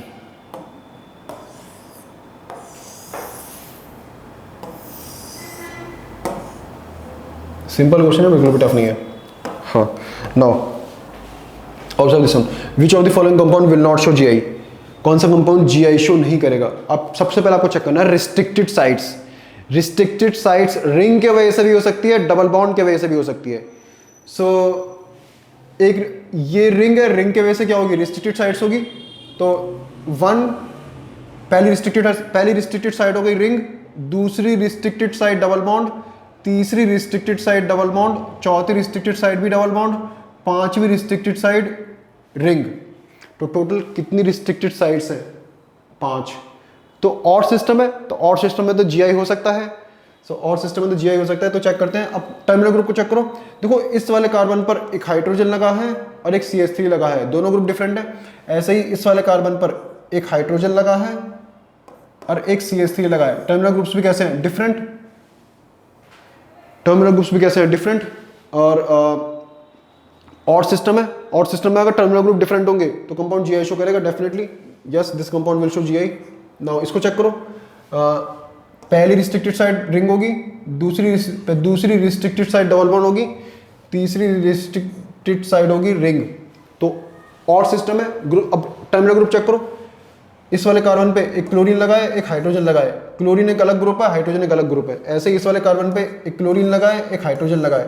तो दोनों ग्रुप्स कैसे हैं? डिफरेंट। तो और सिस्टम में जब भी टर्मिनल ग्रुप्स डिफरेंट हो तो वो और सिस्टम क्या करेगा? GI शो करेगा। Yes, this compound will show GI। आप चाहो तो वैसे भी देख सकते हो कि भाई क्या रोटेशन रिस्ट्रिक्टेड होगा? हाँ भाई, 3 रोटेशन को रोकने के लिए 3 जने बैठे हैं, रिंग बैठी है, डबल बॉन्ड बैठा है और एक और रिंग बैठी है, रोटेशन रिस्ट्रिक्टेड होगा। हाँ। क्या टर्मिनल ग्रुप्स डिफरेंट होंगे? हाँ। क्या एरियल डिस्टेंस डिफरेंट होगी? डेफिनेटली एरियल डिस्टेंस भी कैसे होगी? डिफरेंट होगी, क्योंकि इन दोनों रिंग्स का प्लेन कैसा होगा? सेम होगा। So yes, so this compound will show GI। ये वाला कंपाउंड GI शो करेगा। नाउ इसको चेक करो, सी ऑप्शन को। पहली रिस्ट्रिक्टेड साइड होगी रिंग, दूसरी रिस्ट्रिक्टेड साइड डबल बॉन्ड, तीसरी रिस्ट्रिक्टेड साइड भी डबल बॉन्ड। अब देखो इस वाले कार्बन को देखो, इस वाले कार्बन पे एक हाइड्रोजन लगा है और एक CH3 लगा है। हाइड्रोजन एक अलग ग्रुप है, CH3 एक अलग ग्रुप है। ऐसे ही इस वाले कार्बन पर एक CH3 लगा है, एक हाइड्रोजन लगा है। सो दोनों कैसे है? दोनों अलग ग्रुप है। नाउ अब रिंग और डबल बॉन्ड के वजह से रोटेशन कैसा होगा? रिस्ट्रिक्टेड होगा। टर्मिनल ग्रुप्स कैसे हैं? डिफरेंट। देख लो दोनों टर्मिनल ग्रुप डिफरेंट है। एरियल डिस्टेंस भी कैसे होगी, डिफरेंट होगी, क्योंकि ऑड सिस्टम है, ऑड सिस्टम एरियल डिस्टेंस कैसे होती है, डिफरेंट। सो दिस कंपाउंड, तीनों condition satisfied, so this compound will show GI, yes this compound will show GI. अब इसको देखो 1 2 3 4, ये इवन सिस्टम है, इवन सिस्टम जीआई शो नहीं करता, इवन सिस्टम जीआई शो नहीं करता, सो this compound will not show GI. Reason क्या होगा, रोटेशन तो देखो रिस्ट्रिक्टेड होगा, रोटेशन तो रिस्ट्रिक्टेड होगा, टर्मिनल ग्रुप्स भी देखो डिफरेंट है, यहाँ पर टर्मिनल ग्रुप्स भी कैसे डिफरेंट, ये और ये ग्रुप डिफरेंट है, Cl और इस पे एक हाइड्रोजन लगा होगा, ये दोनों ग्रुप्स भी कैसे हैं, डिफरेंट। बट इवन सिस्टम में एरियल डिस्टेंस डिफरेंट नहीं होती है, इवन सिस्टम में एरियल डिस्टेंस सेम हो जाती है, that's why third condition is not getting satisfied, that's why this compound will not show GI, ये वाला कंपाउंड जीआई शो नहीं करेगा। इन्होंने क्या पूछा, विच of the following compound will not show GI, so D option is correct, so D option is correct, ये वाला compound GI show नहीं करेगा। आई होप आपने इसको ऑब्जर्व कर लिया होगा। नाउ नेक्स्ट देखते हैं, हाँ अब ये कुछ प्रीवियस ईयर क्वेश्चन है, इसको देखते हैं। नाउ हाँ अब देखो यहाँ पर नंबरिंग कहाँ से करोगे आप, ये तो मैं आपको नहीं बता रहा हूँ, नंबरिंग आप करोगे यहाँ से 1 2 3 4 5 6 7 8, नंबरिंग यहाँ से करोगे। रीज़न क्या है, यहाँ से क्लोरीन पास पड़ रहा है, यहाँ से करोगे तो यहाँ से क्लोरीन दूर पड़ रहा है, यहाँ से क्लोरीन को चौथे नंबर, यहाँ से आपको क्लोरीन 4th पोजीशन पे मिल रहा है। अगर आप नंबरिंग यहाँ से करोगे 1 2 3 4 5, यहाँ से नंबरिंग करने पे क्लोरीन 5th पोजीशन पे मिल रहा है, तो क्लोरीन कौन सी पोजीशन चाहता है, लोएस्ट पोजीशन, सो नंबरिंग हम यहाँ से करेंगे। तो क्लोरीन कौन सी पोजीशन पे है, 4th पोजीशन पे है ना, क्लोरीन 4th पोजीशन पे है, तो 4 क्लोरो होना चाहिए, 4 क्लोरो होना चाहिए ना। सो 4 क्लोरो कौन कौन से ऑप्शन में है, ए ऑप्शन में है और सी ऑप्शन में है, तो इसका मतलब बी और डी ऑप्शंस तो नहीं होंगे, बी और डी ऑप्शंस तो नहीं होंगे, ऑप्शन या तो ए होगा या फिर सी होगा। अब देखते हैं ए और सी में से कौन सा ऑप्शन हो सकता है। तो पहले मैं यहाँ से नंबरिंग वाला ये हटा देता हूँ। हाँ अब देखते हैं भाई, ये सिस होगा, ट्रांस होगा, क्या होगा, ध्यान से देख, हाँ ऑब्जर्व केयरफुली। देखो यहाँ पर एक ग्रुप ऐसे जा रहा है तो हाइड्रोजन लगेगा नीचे की तरफ, और इस वाले कार्बन पे एक ग्रुप ऐसे जा रहा है तो हाइड्रोजन लगेगा नीचे की तरफ। जब दो सेम एटम सेम साइड पे हो तो बोलो सिस, सिस मतलब जेड, जेड का मतलब सिस, सो ये तो जेड होगा। हाँ अब इसको देखो, पहले आप इसको देख लो, पहले इसको देख लो आप, यहाँ पर एक ग्रुप नीचे की तरफ है तो हाइड्रोजन को लगाओगे आप ऊपर की तरफ। अब यहाँ पर देखो, यहाँ पर ये वाला ग्रुप ऊपर की तरफ है तो हाइड्रोजन को लगाओगे आप नीचे की तरफ। अब देखो यहाँ पर दोनों हाइड्रोजन कैसे हैं, दोनों हाइड्रोजन ऑपोजिट साइड पे हैं, तो आप बोलोगे ट्रांस, या आप बोल सकते हो ई, ई मतलब ट्रांस, ई ट्रांस के जैसा होता है, ई ट्रांस के जैसा होता है, सो ये हो जाएगा ई। मैं इसका कलर चेंज कर देता हूँ थोड़ा सा, ई ट्रांस के जैसा होता है। अब ये बीच वाला रह गया, हाँ ना ऑब्जर्व केयरफुली, बीच वाला रह गया ये, हाँ ये बीच वाला ये रह गया। नाउ अब देखो इस वाले कार्बन पे एक क्लोरीन लगा है और इस वाले कार्बन पे यहाँ पर एक नीचे कार्बन लगा है, सो प्रायोरिटी किसको दोगे आप भाई, मुझे बताओ प्रायोरिटी आप किसको दोगे, क्लोरीन को दोगे या फिर कार्बन को दोगे, क्लोरीन को दोगे ना भाई, प्रायोरिटी किसको मिलेगी, क्लोरीन को मिलेगी, तो इसको मैं गोल कर देता हूँ।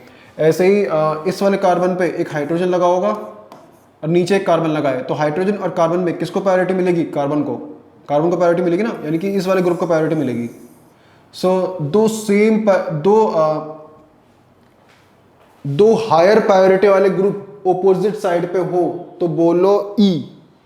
भाई यहाँ पर क्लोरीन की प्रायोरिटी ज़्यादा है, यहाँ पर इस वाले ग्रुप की प्रायोरिटी ज़्यादा है, दो हायर प्रायोरिटी वाले ग्रुप ऑपोजिट साइड पे हो तो बोलो ई, ई ट्रांस के जैसा होता है, सही हो जाएगा E, this is E, this is E. हाँ सो नंबरिंग हमने कहाँ से करी थी, नंबरिंग हमने करी थी यहाँ से 1, नंबरिंग हमने करी थी यहाँ से 1 2 3 4 5 6 7 8, ऐसे तो करी थी हमने। देखो सेकंड पोजीशन पे क्या आना चाहिए, ई आना चाहिए, यानी कि इसका नाम ऐसे होना चाहिए, देखो 2E, दूसरे नंबर पे डबल बॉन्ड दूसरे नंबर से स्टार्ट है ना। अब यहाँ पे देखो, यहाँ पर 4th पोजीशन पे क्या आना चाहिए, ई आना चाहिए, तो 4E, 2E 4E, और 6th नंबर पे क्या आना चाहिए, Z, तो 2E 4E 6Z, तो ऑप्शन आ जाएगा सी। अब देख लो ना, देखो इसको देखो, आपको लोएस्ट लेना है, तो ये क्या है, ये ई है, दिस इज ई, इसका कॉन्फ़िगरेशन ई है ना, ई, तो आप लिखोगे 2e, क्योंकि डबल बॉन्ड 2 से, क्योंकि डबल बॉन्ड का लोएस्ट नंबर लेना है आपको, डबल बॉन्ड का लोएस्ट नंबर लेना है, डबल बॉन्ड का यहाँ पर लोएस्ट नंबर क्या है, 2 है ना, डबल बॉन्ड का लोएस्ट नंबर क्या है, 2, सो आप लिखोगे 2e। ऐसे आप इसका कॉन्फ़िगरेशन क्या है, इसका कॉन्फ़िगरेशन है, इसका कॉन्फ़िगरेशन भी e है। अब डबल बॉन्ड का लोएस्ट नंबर क्या होगा, 4 होगा ना, 5 तो नहीं होगा, तो 4 होगा, तो आप लिखोगे 4e। ऐसे मैं अगर इसको चेक करूँ, इसका कॉन्फ़िगरेशन क्या है, z। अब डबल बॉन्ड का लोएस्ट नंबर क्या है, 6, तो आप लिखोगे 6z। सो इस क्वेश्चन का ऑप्शन सी करेक्ट हो जाएगा। नाउ इसको देखो, मुझे बताओ यहाँ पर चारों ग्रुप कैसे हैं, डिफरेंट है। सो प्रायोरिटी किसको दोगे आप, देखो यहाँ पर कार्बन और आयोडीन में किसकी प्रायोरिटी ज़्यादा होगी भाई, किसका एटॉमिक मास ज़्यादा होगा, किसका, सॉरी एटॉमिक मास ले लो या एटॉमिक नंबर ले लो, एक ही बात है। कार्बन और आयोडीन में किसका एटॉमिक नंबर ज़्यादा है, आयोडीन का, तो आयोडीन को प्रायोरिटी ज़्यादा मिलेगी किससे, कार्बन से। भाई यहाँ पर तो आपको, यहाँ पर तो आयोडीन की प्रायोरिटी ज़्यादा होगी किससे, कार्बन से। अगर मैं यहाँ पर चेक करूँ, अगर मैं इस कार्बन पे चेक करूँ, इस कार्बन पे क्लोरीन और कार्बन में किसकी प्रायोरिटी ज़्यादा होगी, क्लोरीन की। सो जब दो हायर प्रायोरिटी वाले ग्रुप ऑपोजिट साइड पे हो तो बोलो ट्रांस, ये तो हो जाएगा जी ट्रांस। तो ये तो ट्रांसफॉर्म है, तो ऑप्शन बी और डी तो हट जाएगा। नाउ अब देखो नंबरिंग कहाँ से करोगे आप, यहाँ से 1 2 3 4। सो double bond second, so chlorine second position पे है। सो कौन क्लोरीन, हाँ ए ऑप्शन हो गया ना, ए ऑप्शन में क्लोरीन सेकंड पोजीशन पे है, सी ऑप्शन में तो फोर्थ पोजीशन पे, तो सी तो नहीं होगा, ए ऑप्शन होगा। सो इस कंपाउंड का ए ऑप्शन करेक्ट हो जाएगा। अब इसको ऑब्जर्व कर लो, फिर आगे बढ़ते हैं। आई होप आपने इसको ऑब्जर्व कर लिया होगा, मैं इस पूरे को हटा दे रहा हूँ। So I am gonna remove this. Simple question है ये। नाउ हम इस वाले क्वेश्चन को करेंगे, सिंपल है ये, भी टफ नहीं है बिल्कुल भी। Now observe this one. So इन्होंने पूछा है double bond are marked as 1 2 3 4, double bond पे मार्क कर रखा है उन्होंने 1 2 3 4। हाँ, ज्योमेट्रिकल आइसोमेरिज्म कौन सी साइट पे पॉसिबल नहीं है, फर्स्ट सेकंड थर्ड फोर्थ में से ज्योमेट्रिकल आइसोमेरिज्म कौन सी साइट पे पॉसिबल नहीं है। देखो सेकंड पे देखो, फर्स्ट पे देखो, फर्स्ट पे इस वाले कार्बन पे यहाँ पर CH3 लगा है और यहाँ पर भी CH3 लगा है, तो दो सेम ग्रुप लगे हैं, तो फर्स्ट पे तो पॉसिबल नहीं है भाई, फर्स्ट पे तो पॉसिबल नहीं है। और चेक करो, यानी कि कौन सा ऑप्शन, डी ऑप्शन तो नहीं होगा, डी ऑप्शन तो नहीं होगा और बी भी नहीं होगा, क्योंकि ऑप्शन में फर्स्ट तो आना चाहिए। तो थर्ड को चेक करो आप, सेकंड को चेक करो ही मत, सेकंड और फोर्थ को चेक करो ही मत, क्योंकि देखो ऑप्शन या तो ए होगा या सी होगा, क्योंकि फर्स्ट पर GI पॉसिबल नहीं है, तो फर्स्ट वाला तो ऑप्शन में होना चाहिए, तो ऑप्शन या तो ए होगा या फिर सी होगा। नाउ अब सी में क्या है, तो थर्ड वाला चेक करो, तो आप सेकंड और फोर्थ को चेक करके क्यों अपना टाइम वेस्ट करो, केवल थर्ड वाले को चेक करो। थर्ड वाले को देखो, देखो इस कार्बन पे ये एक अलग ग्रुप है और ये CH3 एक अलग ग्रुप है, दोनों ग्रुप डिफरेंट है। हाँ, ऐसे ही इस वाले कार्बन पे ये CH3 एक अलग ग्रुप है और ये एक अलग ग्रुप है। सो भाई, सो दिस तो थर्ड वाला जो होगा ना, थर्ड वाली जो आपकी साइट है, थर्ड वाली जो साइट है, ये जो साइट है ये तो GI शो करेगी, तो सी ऑप्शन भी नहीं होगा, ऑप्शन ए इज करेक्ट। सो इस कंपाउंड का ऑप्शन ए करेक्ट होगा, इस क्वेश्चन का ऑप्शन ए करेक्ट होगा। सिंपल क्वेश्चन है, टफ नहीं है बिल्कुल भी। GI कौन सी साइड पे पॉसिबल नहीं है, फर्स्ट पे पॉसिबल नहीं है, थर्ड पे तो पॉसिबल है, so option A is correct. So आप इसको ऑब्जर्व कर लो, फिर आगे बढ़ते हैं। सो आई होप आपने इसको ऑब्जर्व कर लिया होगा। Now next question, simple question है ये भी। इसके बाद this is very simple question, बिल्कुल भी टफ नहीं है। नंबर ऑफ ए साइक्लिक मतलब साइकिल नहीं होनी चाहिए, क्लोज्ड चेन नहीं होनी चाहिए, ओपन चेन होनी चाहिए। Number of a cyclic structural isomers होनी चाहिए, including GI, including geometrical isomers. Structural isomers भी होने चाहिए और ज्योमेट्रिकल आइसोमर्स भी होने चाहिए, दोनों होने चाहिए। स्ट्रक्चरल ज्योमेट्रिकल आइसोमर्स होने चाहिए। फॉर पैंटीन, पैंटीन की बात कर रहा है ये, किसकी बात कर रहा है? पैंटीन। पैंटीन का मैं आपको स्ट्रक्चर बनाता हूँ। Pentene, this is pentene, CH3 CH2 CH2 CH double bond CH2, this is pentene, this is pentene.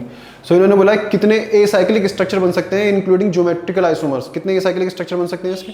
सो कितने एसाइक्लिक स्ट्रक्चर बन सकते हैं? आप क्या करो इसमें ब्रांचिंग वगैरह करो। ब्रांचिंग कैसे करोगे? ब्रांचिंग ऐसे करोगे, इस वाले CH3 को उठाकर पहले तो यहाँ लगाओ, चलो करते हैं, इस वाले CH3 को उठाकर हम इधर की तरफ लगाते हैं। सो जैसे आप ऐसा करोगे,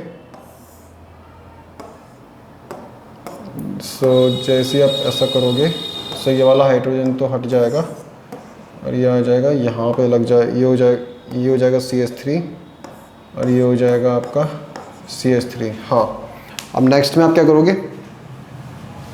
इसका करोगे चारों बैलेंसेस सेटिस्फाइड। हाँ, अब नेक्स्ट में आप क्या करोगे? नेक्स्ट में आप इस वाले CH3 को उठाकर, नेक्स्ट आइसोमर में आप क्या करोगे? इस वाले CH3 को उठाकर अब इस पे लगा दो। ब्रांचिंग करो, सब ब्रांचिंग करें, हम सबसे पहले ब्रांचिंग कर रहे हैं। तो जब आप इसको इस पे लगाओगे, चलो मैं यहाँ पर बना ही देता हूँ, इसको इस पे लगाना है। सही हो जाएगा H3C CH CH double bond CH2, यहाँ पर आपने क्या लगा दिया? CH3 लगा दिया। यस, हाँ। तीन तो स्ट्रक्चरल आइसोमर्स ये बन गए। अब क्या करोगे? अब डबल बॉन्ड को करो। डबल बॉन्ड को कहाँ लगाओगे आप? अभी डबल बॉन्ड कहाँ पे लगाए? कॉर्नर पे लगाए। अब डबल बॉन्ड को कहाँ लगा दो? बीच में लगा दो, यहाँ लगा दो, यहाँ पे लगा दो डबल बॉन्ड को। यहाँ पे देखो, यहाँ पे लगाओ चाहे यहाँ पे लगाओ, एक ही बात है, दोनों पोजीशन सेम है। यहाँ पे लगाने का कुछ फ़ायदा नहीं है क्योंकि कॉर्नर पे आ गया ना, लगाने का कुछ फ़ायदा नहीं है। तो चाहो तो यहाँ लगा दो, चाहे यहाँ लगा दो, एक ही बात है। मैं बीच में लगाऊंगा डबल बॉन्ड को नेक्स्ट स्ट्रक्चर में।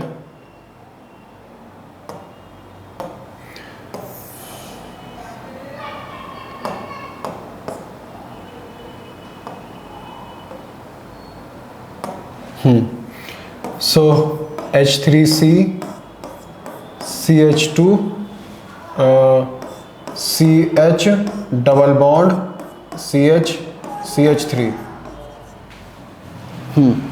नाउ अब आप क्या करोगे? इसमें भी ब्रांचिंग कर सकते हो। ब्रांचिंग कैसे करोगे? ब्रांचिंग कैसे करोगे आप? चलो मैं इसको नीचे बना देता हूँ, मैं इसको यहाँ बना देता हूँ। हाँ, ब्रांचिंग कैसे करोगे आप? ब्रांचिंग आप ऐसे करोगे, इस CH3 को उठाकर कहाँ पे लगाओगे? देखो, चाहे इस पे लगाओ चाहे इस पे लगाओ, एक ही बात है। इस पे लगा नहीं सकते क्योंकि फिर तो सेम स्ट्रक्चर रिपीट हो जाएगी। तो या तो आप इस पे लगा दो या फिर आप इस पे लगा दो, एक ही बात है। मैं एक काम करता हूँ, मैं इस CH3 को उठाकर, चलो इस पे इस किसी पे भी लगा दो, एक ही बात है। मैं एक काम करता हूँ, यहाँ लगा देता हूँ, उसको इस पे लगा देता हूँ। सही हो जाएगा CH3 C double bond CH CH3। यहाँ पे नीचे क्या लग गया? यहाँ पे नीचे CH3 लग गया एक और।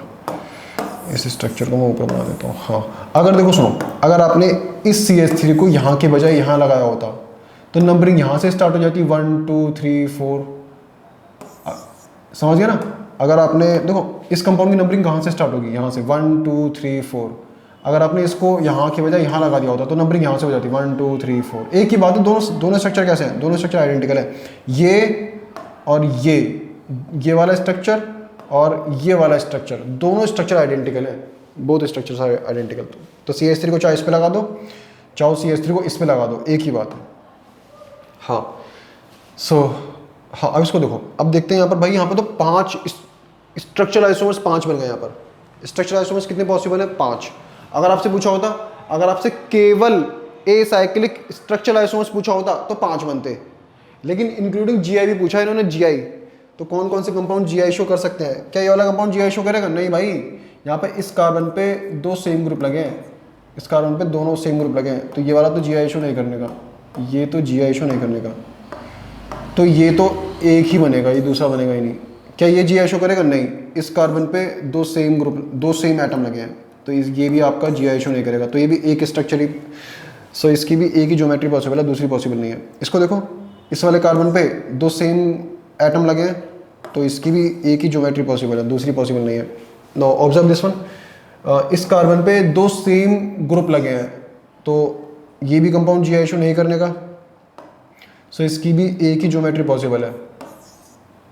हाँ, इसको देखो, देखो यहाँ पर इस वाले कार्बन पे एक हाइड्रोजन लगा है, ये वाला हाइड्रोजन है, देखो ये वाला हाइड्रोजन, भाई इस वाले कार्बन पे एक हाइड्रोजन लगा है और एक ये वाला ग्रुप लगा है। दोनों ग्रुप कैसे हैं? डिफरेंट है। ऐसे ही इस वाले कार्बन पे एक हाइड्रोजन लगा है, ये वाला वो हाइड्रोजन है, और एक ये वाला ग्रुप लगा है। सो दोनों ग्रुप कैसे हैं? Different. So yes this compound will show G I. बहुत सिंपल है, ये कंपाउंड जी आई शो करेगा। सो इस कंपाउंड की एक और ज्योमेट्री पॉसिबल है। सो इस कंपाउंड की दो ज्योमेट्री पॉसिबल है, इस कंपाउंड की दो ज्योमेट्री पॉसिबल है, एक होगी सिस, दूसरी होगी ट्रांस। सो इस कंपाउंड की दो ज्योमेट्री पॉसिबल है, एक होगी सिस, दूसरी होगी ट्रांस। सो कितने आइसोमर्स बनेंगे? 1 2 3 4 और 2 6, टोटल 6 आइसोमर्स आर पॉसिबल, जिसमें आपके स्ट्रक्चरल प्लस ज्योमेट्रिकल आइसोमर्स होंगे। सो इसको आप ऑब्जर्व कर लो, फिर आगे बढ़ते हैं। हाँ, आई होप आपने इसको ऑब्जर्व कर लिया होगा। सो आगे बढ़ते हैं। नो, हाँ, अब ये वाले क्वेश्चन से कुछ, हाँ, इन्होंने पूछा है ब्यूटूइन 1,4 डाइओइक एसिड, क्या ये जी आई शो करेगा? देखते हैं। Does this compound will show G I? देखते हैं। सो ब्यूटूइन दूसरे नंबर पे डबल बॉन्ड है, और फर्स्ट और फोर्थ पोजीशन पे क्या है? ओइक एसिड है। ओइक मतलब COOH, कार्बोक्सिलिक ग्रुप। सो ये स्ट्रक्चर कुछ इस तरीके से बनेगा। हाँ, COOH, दिस इज COOH, और सेकंड पोजीशन पे क्या लगा है आपका? डबल बॉन्ड लगा है, और फोर्थ पोजीशन पे एक और COOH ग्रुप लगा है। सो ये कंपाउंड ही, सो पूछा आपसे क्या ये वाला कंपाउंड जी आई शो करेगा? डेफिनेटली करेगा। इस कंपाउंड के दो आइसोमर्स होंगे, इस कंपाउंड के दो आइसोमर्स होंगे, इस कंपाउंड के दो आइसोमर्स होंगे, इस कंपाउंड के दो आइसोमर्स होंगे। हाँ, पहले तो मैं दोनों हाइड्रोजन को ऊपर लगा देता हूँ, पहले तो मैं इन दोनों हाइड्रोजन को सेम साइड पे लगा देता हूँ, कुछ इस तरीके से। पहले मैं दोनों हाइड्रोजन को सेम साइड पे लगा देता हूँ, कुछ इस तरीके से। एक हाइड्रोजन ऊपर और दूसरा हाइड्रोजन भी ऊपर, और दोनों COOH ग्रुप को एक साइड, कुछ इस तरीके से। और दूसरी ज्योमेट्री में मैं दोनों हाइड्रोजन को ऑपोजिट साइड पे लगा देता हूँ, एक को ऊपर और दूसरे को नीचे की साइड, और यहाँ पे लगाऊंगा मैं COOH, और यहाँ पर लगाऊंगा मैं COOH। तो देखो, जब दो ग्रुप सेम साइड पे हों, जब दोनों एटम सेम साइड पे हों तो बोलो सिस। जब दोनों एटम्स डिफरेंट, जब दोनों ग्रुप ऑपोजिट साइड पे हों तो बोलो ट्रांस। चाहे तो इसको देख लो, चाहे हाइड्रोजन को देख लो, आपकी मर्जी है। सो ये होगा ट्रांस। या आप ऐसे बोल सकते हो, जब दोनों एटम्स ऑपोजिट साइड पे हों तो बोलो ट्रांस। सो ये सिस फॉर्म होगी, ये ट्रांस फॉर्म होगी। So yes definitely this compound will show GI। ये वाला कंपाउंड GI शो करेगा। नाम क्या है इसका? ब्यूटूइन 1,4 dioic acid will show GI। इसका एक फॉर्म होगा सिस, दूसरा होगा ट्रांस। सो आई होप आपको ये क्लियर हो गया होगा। आप इसको ऑब्जर्व कर लो, फिर आगे बढ़ते हैं। आई होप आपने इसको ऑब्जर्व कर लिया होगा। सो नेक्स्ट क्वेश्चन, सिंपल है ना? तो सिंपल है। नेक्स्ट क्वेश्चन, हाँ, अब नेक्स्ट क्वेश्चन है, आपसे पूछा है ये वाला कि does cinnamic acid shows GI। Cinnamic acid क्या होता है? सिनेमिक एसिड में एक बेंजीन रिंग लगी होती है इस तरीके से। सिनेमिक एसिड में आपको एक बेंजीन रिंग मिलेगी, और क्या क्या होगा? हाँ, यहाँ पर एक कार्बन,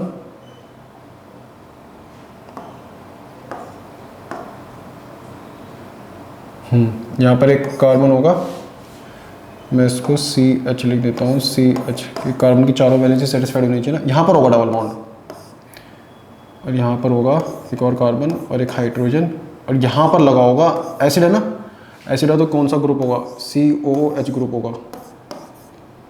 हाँ COOH, this is cinnamic acid. आपसे पूछा है क्या ये वाला कंपाउंड GI शो करेगा, डेफिनेटली करेगा, definitely this compound will show GI। सो चलो मैं इसको यहाँ बना देता हूँ।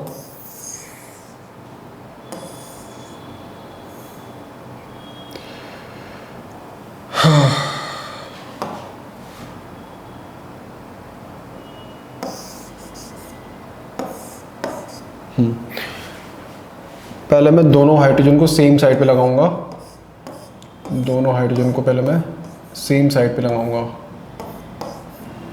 हाँ, अब COOH को मैं लगाऊंगा यहाँ पर, और ये बेंजीन रिंग है ना, ये क्या है, ये फिनाइल है, दिस इज फिनाइल। ये क्या है, ये C6H5 है, ये दिस इज C6H5, तो मैं इसको शॉर्ट में C6H5 लिख सकता हूँ ना, C6H5। अब नेक्स्ट ज्योमेट्री में मैं क्या करूँगा, नेक्स्ट ज्योमेट्री में मैं दोनों हाइड्रोजन को ऑपोजिट साइड लगाऊंगा। हाँ, यहाँ पे लग जाएगा COOH ग्रुप और यहाँ पे लग जाएगा फिनाइल ग्रुप, यानी कि C6H5। So definitely cinnamic acid will show GI। इसका एक फॉर्म होगा सिस, इसका एक फॉर्म होगा सिस और दूसरा होगा ट्रांस, दूसरा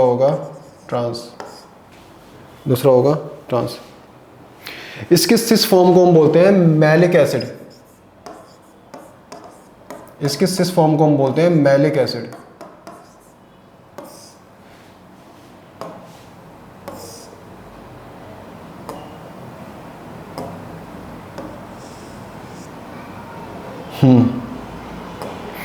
इसके ट्रांस फॉर्म को हम बोलते हैं फिमेरिक एसिड, इसके ट्रांसफॉर्म को हम बोलते हैं फिमेरिक एसिड। एग्जाम में पूछ लेता है ये भी, अभी मैं आपको क्वेश्चन दिखाऊंगा वहाँ पर, उसमें है ये। सो क्वेश्चन देखते हैं, इसको मैं छोटा करूँगा।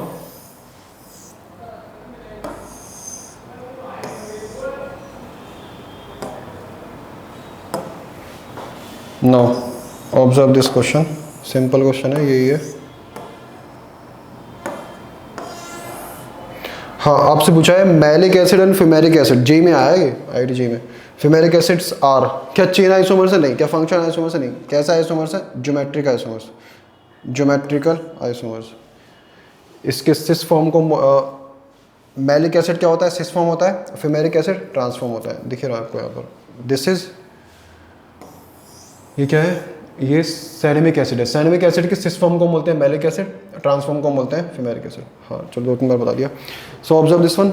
नाउ आगे बढ़ते हैं हम। हाँ देखो ये वाले क्वेश्चंस, इन क्वेश्चंस को आप ट्राई करो एक बार। ये वाला क्वेश्चन तो पहले फर्स्ट वाला तो आप कर चुके हो, फर्स्ट वाले को एक तरीके से मैं और बताऊंगा कैसे कर सकते हो आप। हाँ आई होप आपने तीनों क्वेश्चंस को एक बार देख लिया होगा, ट्राई तो क्या करोगे, देख लो बस एक बार। हाँ सो अब एक एक करते हैं। सबसे पहले हम किसको करेंगे, सबसे पहले हम फर्स्ट वाले को एक बार दूसरे तरीके से करेंगे।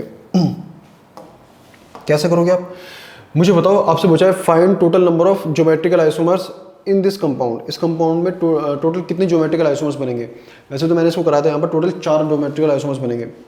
एक तरीके से और कैसे, हाँ देखो यहाँ पर एक छोटा सा शॉर्टकट चलता है जो कि आपको जो कि हर कोचिंग वाले आपको बताते ही ज़्यादातर, आई थिंक हर कोचिंग वाले बताते हैं। हाँ सो मैं भी आपको बता देता हूँ। आप क्या करना है यहाँ पर, वो शॉर्टकट है C/2। शॉर्टकट क्या है, C/2। वो शॉर्टकट क्या है, C/2। और ये C/2 क्या है, ये C/2 है नंबर ऑफ डैशेस। मतलब नंबर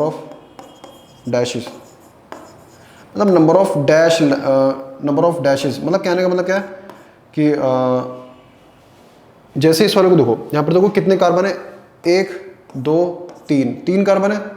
तो C की जगह आप क्या रख दोगे, अब C की जगह पर रख दोगे 3, C की जगह पर रख दोगे 3, सो 3/2, सो 3/2 आंसर आएगा 1.5। आंसर आपको लेकिन इंटीजर में चाहिए, तो 1.5 का नियरेस्ट इंटीजर क्या है, 1 या 2। तो 1 और 2 में से लोएस्ट को लेना है आपको, तो 1 और 2 में से लोएस्ट को लेना है। तो मैं किसको लूँगा, मैं लूँगा 1 को। मैं किसको लूँगा, मैं लूँगा 1 को। सो C/2 में मैं क्या आंसर लूँगा, मैं लूँगा 1। 1 का मतलब क्या है, 1 का मतलब है कि भाई कि इस साइक्लिक स्ट्रक्चर में केवल मैक्सिमम आप एक डैश बनाओगे। इस साइक्लिक स्ट्रक्चर में मैक्सिमम आप एक डैश बनाओगे। इस साइक्लिक स्ट्रक्चर में मैक्सिमम एक ही डैश बनाओगे, ज़्यादा से ज़्यादा एक, कम से कम एक भी मत बनाओ। अभी देखते हैं मैं क्या बताना चाह रहा हूँ आपको। हाँ देखो, इस साइक्लिक स्ट्रक्चर में या तो क्या क्या हो सकता है, या तो तीनों वेज पोजीशंस हो, या तो तीनों पोजीशंस वेज हो, या फिर एक डैश हो। अभी हम लिखा था ना C/2 निकला था, C/2 क्या आया था, 1 आया था। 1 का मतलब क्या है, 1 का मतलब है कि एक ही डैश, मैक्सिमम आप एक ही डैश बना सकते हो, ज़्यादा ज़्यादा, समझ गए ना। कम से कम एक भी मत बनाओ, कम से कम एक भी डैश मत बनाओ। हाँ नाउ अब ध्यान से देखना। हाँ थोड़ा सा इसको मैं नीचे कर देता हूँ। हाँ ठीक है, नाउ इट इज़ फाइन। सो मुझे अब ये बताओ, नाउ टेल मी, सबसे पहले तो आप क्या करो, यहाँ पर ABC तीनों को वेज पोजीशन पे लगा दो। ABC तीनों को वेज पोजीशन पे लगा दो। एक ज्योमेट्री तो ये होगी, बहुत सिंपल है। अभी फर्स्ट में आपको थोड़ा हल्का हल्का सा लग रहा होगा, नेक्स्ट जब देखोगे बहुत सिंपल लगने लग जाएगा। अब नेक्स्ट ज्योमेट्री में आप क्या करो, A को डैश में लगा दो, A को डैश पे लगा दो, और B और C को वेज पे लगा दो। इससे नेक्स्ट ज्योमेट्री में B को डैश पे लगा दो और A और C को वेज पे। इससे नेक्स्ट ज्योमेट्री में C को डैश पे लगा दो और A और B को वेज पे लगा दो। सिंपल। कितनी ज्योमेट्री होगी, 4, 1 2 3 4। पहले में आपने डैश पे A को लगाया, दूसरे में डैश पे B को लगाया, तीसरे में डैश पे C को लगाया, और इससे पहले वाले में आपने तीनों को वेज पे लगा दिया। आप कहोगे सर एक ज्योमेट्री ये भी तो हो सकती है कि तीनों डैश हो। देखो तीनों डैश वाली जो होगी ना, तीनों डैश वाली, जैसे हमारे तीनों वेज पोजीशंस है, तीनों डैश वाली जो पोजीशंस होगी वो यही होगी। आप इसको 180 डिग्री घुमा दो, अब इसको 180 डिग्री घुमा दो। मैं देखो ये कहना चाह रहा हूँ, आई वांट टू टेल, मैं ये कहना चाह रहा हूँ कि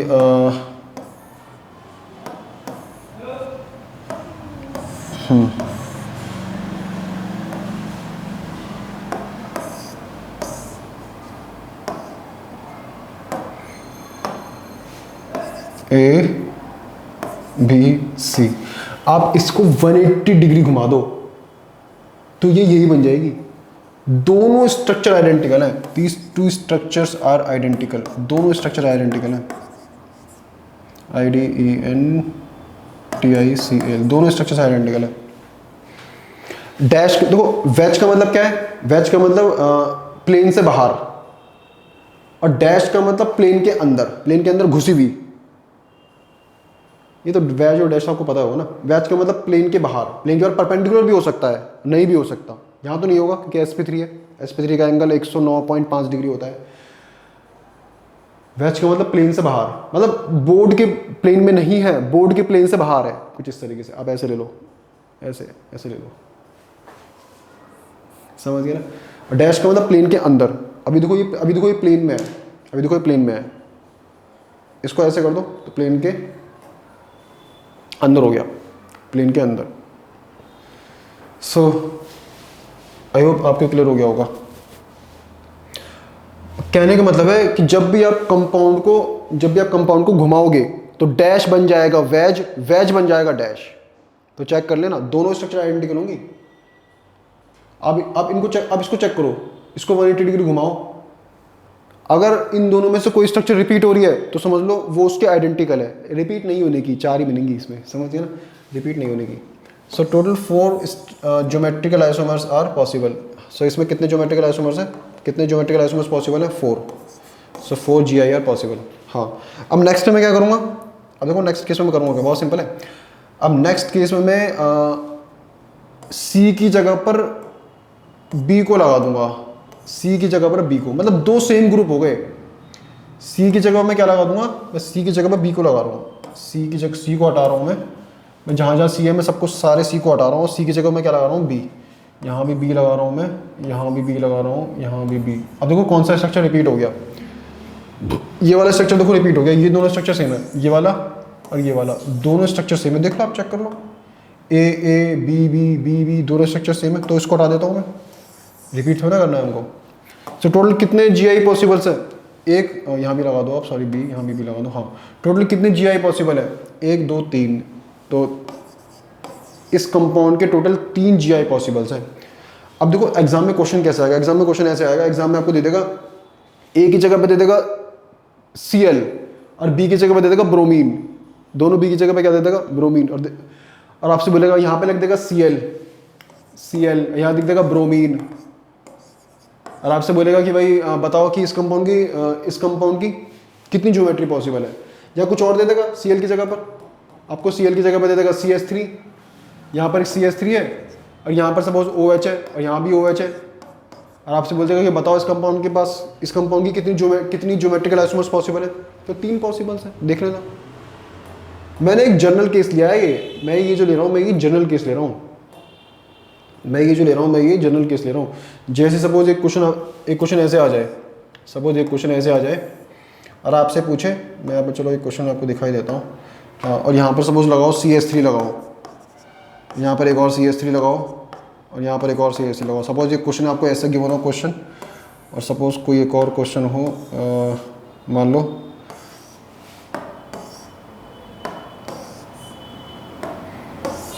हाँ, मान लो यहाँ पर इस बार सपोज लगाए Cl लगाए, यहाँ पर भी Cl लगाए, यहाँ पर भी Cl लगाए। सपोज इस क्वेश्चन में यहाँ पर Cl है, यहाँ पर CH3, यहाँ पर CH3। सपोज यहाँ पर लगा है आपका Br, यहाँ पर भी Br, यहाँ पर Cl। चलो यहाँ पर मैं लगा देता हूँ, I लगा देता हूँ, हाँ। अब आपसे पूछा है कि बताओ ये चारों कंपाउंड्स हैं, इन चारों कंपाउंड्स की कितनी ज्योमेट्रिकल आइसोमर्स पॉसिबल है। तो देखो नाउ ऑब्जर्व, अच्छा यहाँ मैंने तीनों जगह CH3 लगा दिया, चलो कोई बात नहीं, मैं यहाँ पर हटा देता हूँ इसको। हाँ चलो मैं यहाँ पर लगा देता हूँ, यहाँ में बेंजीन रिंग लगा देता हूँ, यहाँ मैं लगा देता हूँ बेंजीन रिंग, कुछ इस तरीके से, ठीक है ना, benzene ring, this is benzene ring. और यहाँ मैं लगा देता हूँ OH, यहाँ मैं लगा देता हूँ ब्रोमीन, यहाँ लगा देता हूँ मैं आयोडीन। हाँ अब बताओ इस कंपाउंड की कितने ज्योमेट्रिकल, इन चारों कंपाउंड्स की कितनी ज्योमेट्रिकल आइसोमर्स पॉसिबल है। तो देखो यहाँ पर 3 डिफरेंट ग्रुप है, ये एक अलग ग्रुप है, ये एक अलग ग्रुप है, 3 डिफरेंट ग्रुप लगे हैं। ये इसको मान लो A, इसको B, इसको C, तो 4 ज्योमेट्रिकल आइसोमर्स पॉसिबल है। ऐसे देखो Cl है, यहाँ पर I लगा है, यहाँ Br लगा है, तो तीनों अलग अलग ग्रुप लगे हैं, तो ये इसके भी कितने ज्योमेट्रिकल आइसोमर्स पॉसिबल है? 4। ऐसे देखो इसको, यहाँ पर ये दोनों 2 ग्रुप सेम लगे हैं और एक अलग ग्रुप लगा है, तो इसके कितने GI पॉसिबल्स हैं? 3। इसको देखो यहाँ पर 2 सेम ग्रुप लगे हैं, एक ग्रुप अलग लगा है, तो कितने GI पॉसिबल्स हैं इसके? 3 GI पॉसिबल है।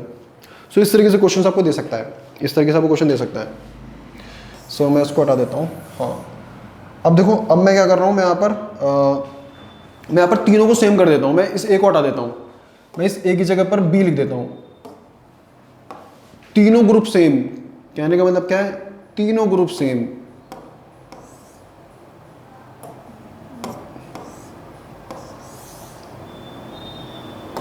तीनों कार्बन पे B लगा है, इस पे भी तीनों ग्रुप सेम लगे हैं। सो नाउ यहाँ पर भी B लगा देता हूँ मैं,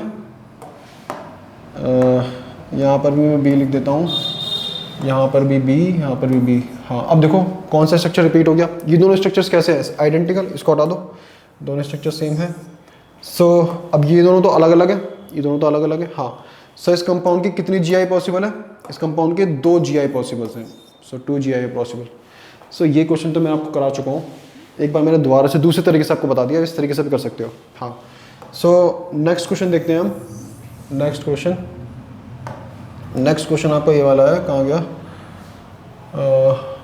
भाई? हाँ ये वाला सेकंड पार्ट है ना, ये सेकंड है भाई, सेकंड क्वेश्चन है, दिस इज सेकंड। हाँ आपसे पूछा है इस कंपाउंड के कितने GI पॉसिबल्स हैं, दिस इज सेकंड। इस कंपाउंड के कितने GI पॉसिबल है? A B C D, इसके तो बहुत सारे पॉसिबल होंगे, इसके तो काफ़ी सारे पॉसिबल होंगे। सो पहले देखते हैं इसमें मैक्सिमम आप कितने डैशेस लगा सकते हो, मैक्सिमम आप कितनी डैश लगा सकते हो। सो वही C/2 कितने कार्बन है? 1 2 3 4 कार्बन है ना, टोटल 4 कार्बन है, तो 4/2, तो आंसर आ जाएगा 2। यानी कि मैक्सिमम कितने डैश लगा सकते हो आप? 2, मैक्सिमम 2 डैश लगा सकते हो, 2 से ज़्यादा मत लगा देना। कभी 3 लगा दो, कभी 4 लगा दो, 2 से ज़्यादा मत लगाना, तो वो रिपीट हो जाएगा, अदरवाइज रिपीट हो जाएगा आपका। सो पहला कंपाउंड तो ये हो सकता है जिसमें एक भी डैश ना हो, सारे के सारे वेज हों। दूसरा कंपाउंड ये हो सकता है जिसमें एक डैश हो। मैक्सिमम कितने डैश हो सकते हैं? 2। तीसरा कंपाउंड ये हो सकता है जिसमें 2 डैश होंगे। अगर आपने 3 डैश लगा दिए तो वो ये वाला स्ट्रक्चर रिपीट हो जाएगा, ये वाला स्ट्रक्चर रिपीट हो जाएगा। अब देखो ए बी सी कहाँ लगाओगे आप? सो पहले तो आप एक चीज़ देखो, पहले तो चलो मैं एक काम करता हूँ, 1 2 3 हो गए रे, 9।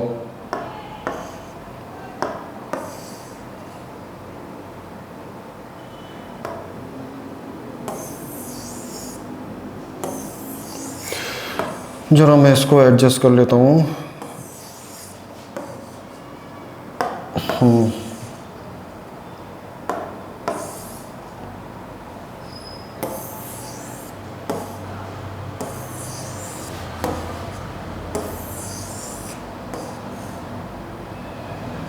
हाँ 9। सो पहले तो आप क्या करो, पहले तो आप ए बी सी डी तीनों को, ए बी सी डी चारों को आप वेज पे लगा दो। ए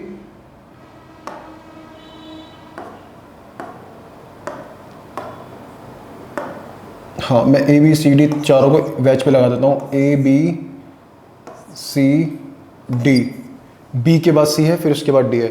सो एक ज्योमेट्री तो ये होगी। नेक्स्ट ज्योमेट्री क्या होगी? नेक्स्ट ज्योमेट्री में आप ए को लगा दो डैश पे, और बी सी डी को लगा दो आप वेज पे। इससे नेक्स्ट ज्योमेट्री में आप क्या करो, बी को डैश पे लगा दो, बी को डैश पे लगा दो, और सी डी और ए को किस पे लगा दो? वेज पे। इससे नेक्स्ट ज्योमेट्री में आप बी को सॉरी सी को लगा दो कहाँ पर? डैश पे, और डी ए और बी को किस पे लगा दो? वेज पे। इससे नेक्स्ट ज्योमेट्री में आप डी को लगा दो डैश पे, और डी के बाद आएगा ए, फिर इसके बाद आएगा बी, फिर इसके बाद सी, ए बी सी तीनों को लगा दो आप किस पे? वेज पे। सो 4 ज्योमेट्री हो जाएंगी। और इससे नेक्स्ट ज्योमेट्री में आप क्या करो, नेक्स्ट ज्योमेट्री में ए बी को लगा दो आप डैश पे, और सी डी को लगा दो आप वेज पे। इससे नेक्स्ट ज्योमेट्री में आप बी सी एक साथ है ना, बी सी को लगा दो आप चलो मैं यहाँ लिखता हूँ, बी सी को लगा दो आप किस पे? डैश पे। बी से पहले आएगा ए और डी को लगा दो आप किस पे? वेज पे। ऐसे ही इससे नेक्स्ट ज्योमेट्री में आप क्या करो, इससे नेक्स्ट ज्योमेट्री में आप सी डी है ना, सी डी को लगा दो आप किस पे? वेज पे। इसकी और ए और सी को लगा, सॉरी डैश पे, और ए और सी को किस पे लगा दो? ए बी, हाँ ए और बी को किस पे लगा दो? वेज पे। इससे नेक्स्ट ज्योमेट्री में क्या है आपका? डी और ए बचा ना। सो डी और ए, यानी कि ए और इसके बाद लिखो आप डी, ए और डी को लगा दो आप डैश पे, और बी और सी को किस पे लगा दो? वेज पे। अब कोई स्ट्रक्चर रिपीट तो नहीं हुआ? हाँ रिपीट तो हुआ है बेटा, रिपीट तो हुआ है। कौन सा स्ट्रक्चर रिपीट हुआ है देखते हैं, कौन सा स्ट्रक्चर रिपीट हुआ है यहाँ पर। अब एक काम करो, आप देखो ये तो चारों रिपीट नहीं है, इन चारों में तो कोई सा भी रिपीटेशन नहीं है। हमें रिपीटेशन चेक करना है नीचे वाले में, नीचे वाले में रिपीटेशन है। मैक्सिमम 2 ही डैशेस बना सकते हो आप। इस स्ट्रक्चर को 180 डिग्री घुमाओ, जैसे ही इस स्ट्रक्चर को 180 डिग्री घुमाओगे तो डैश बन जाएगा वेज, डैश बन जाएगा वेज, ए आ जाएगा वेज पे, यहाँ पर ए वेज पे है। यानी कि जब इस स्ट्रक्चर को 180 डिग्री घुमाओगे तो ए आ जाएगा वेज पे।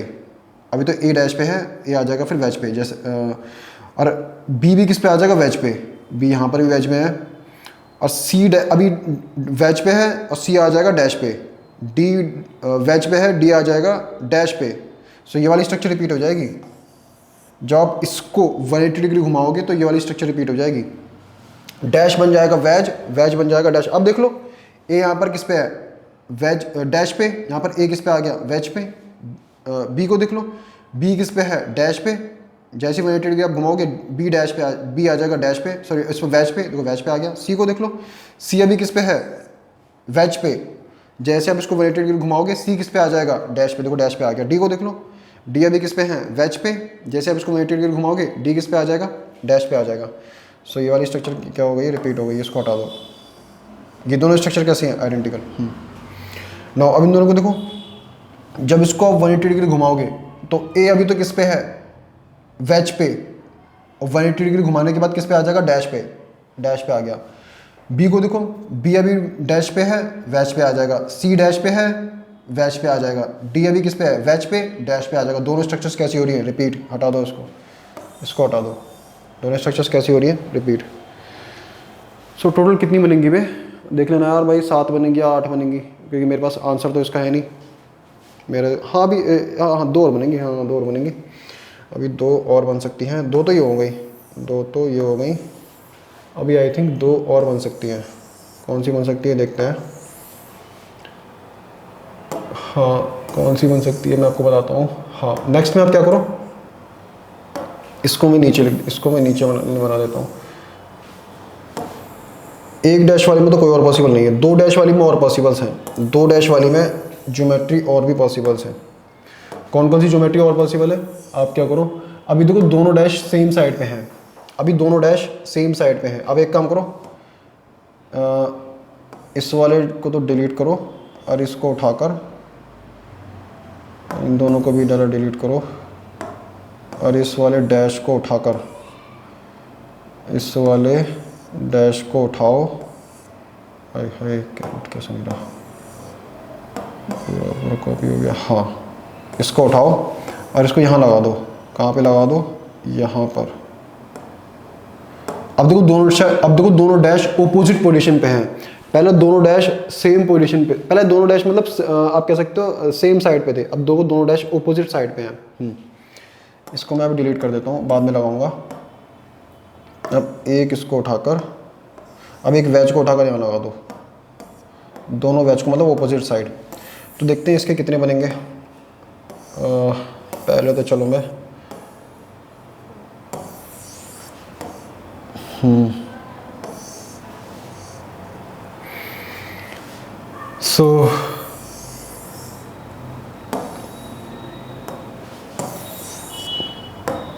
हाँ अब देखते हैं कितने बनते हैं इसके। हाँ नाउ पहले तो मैं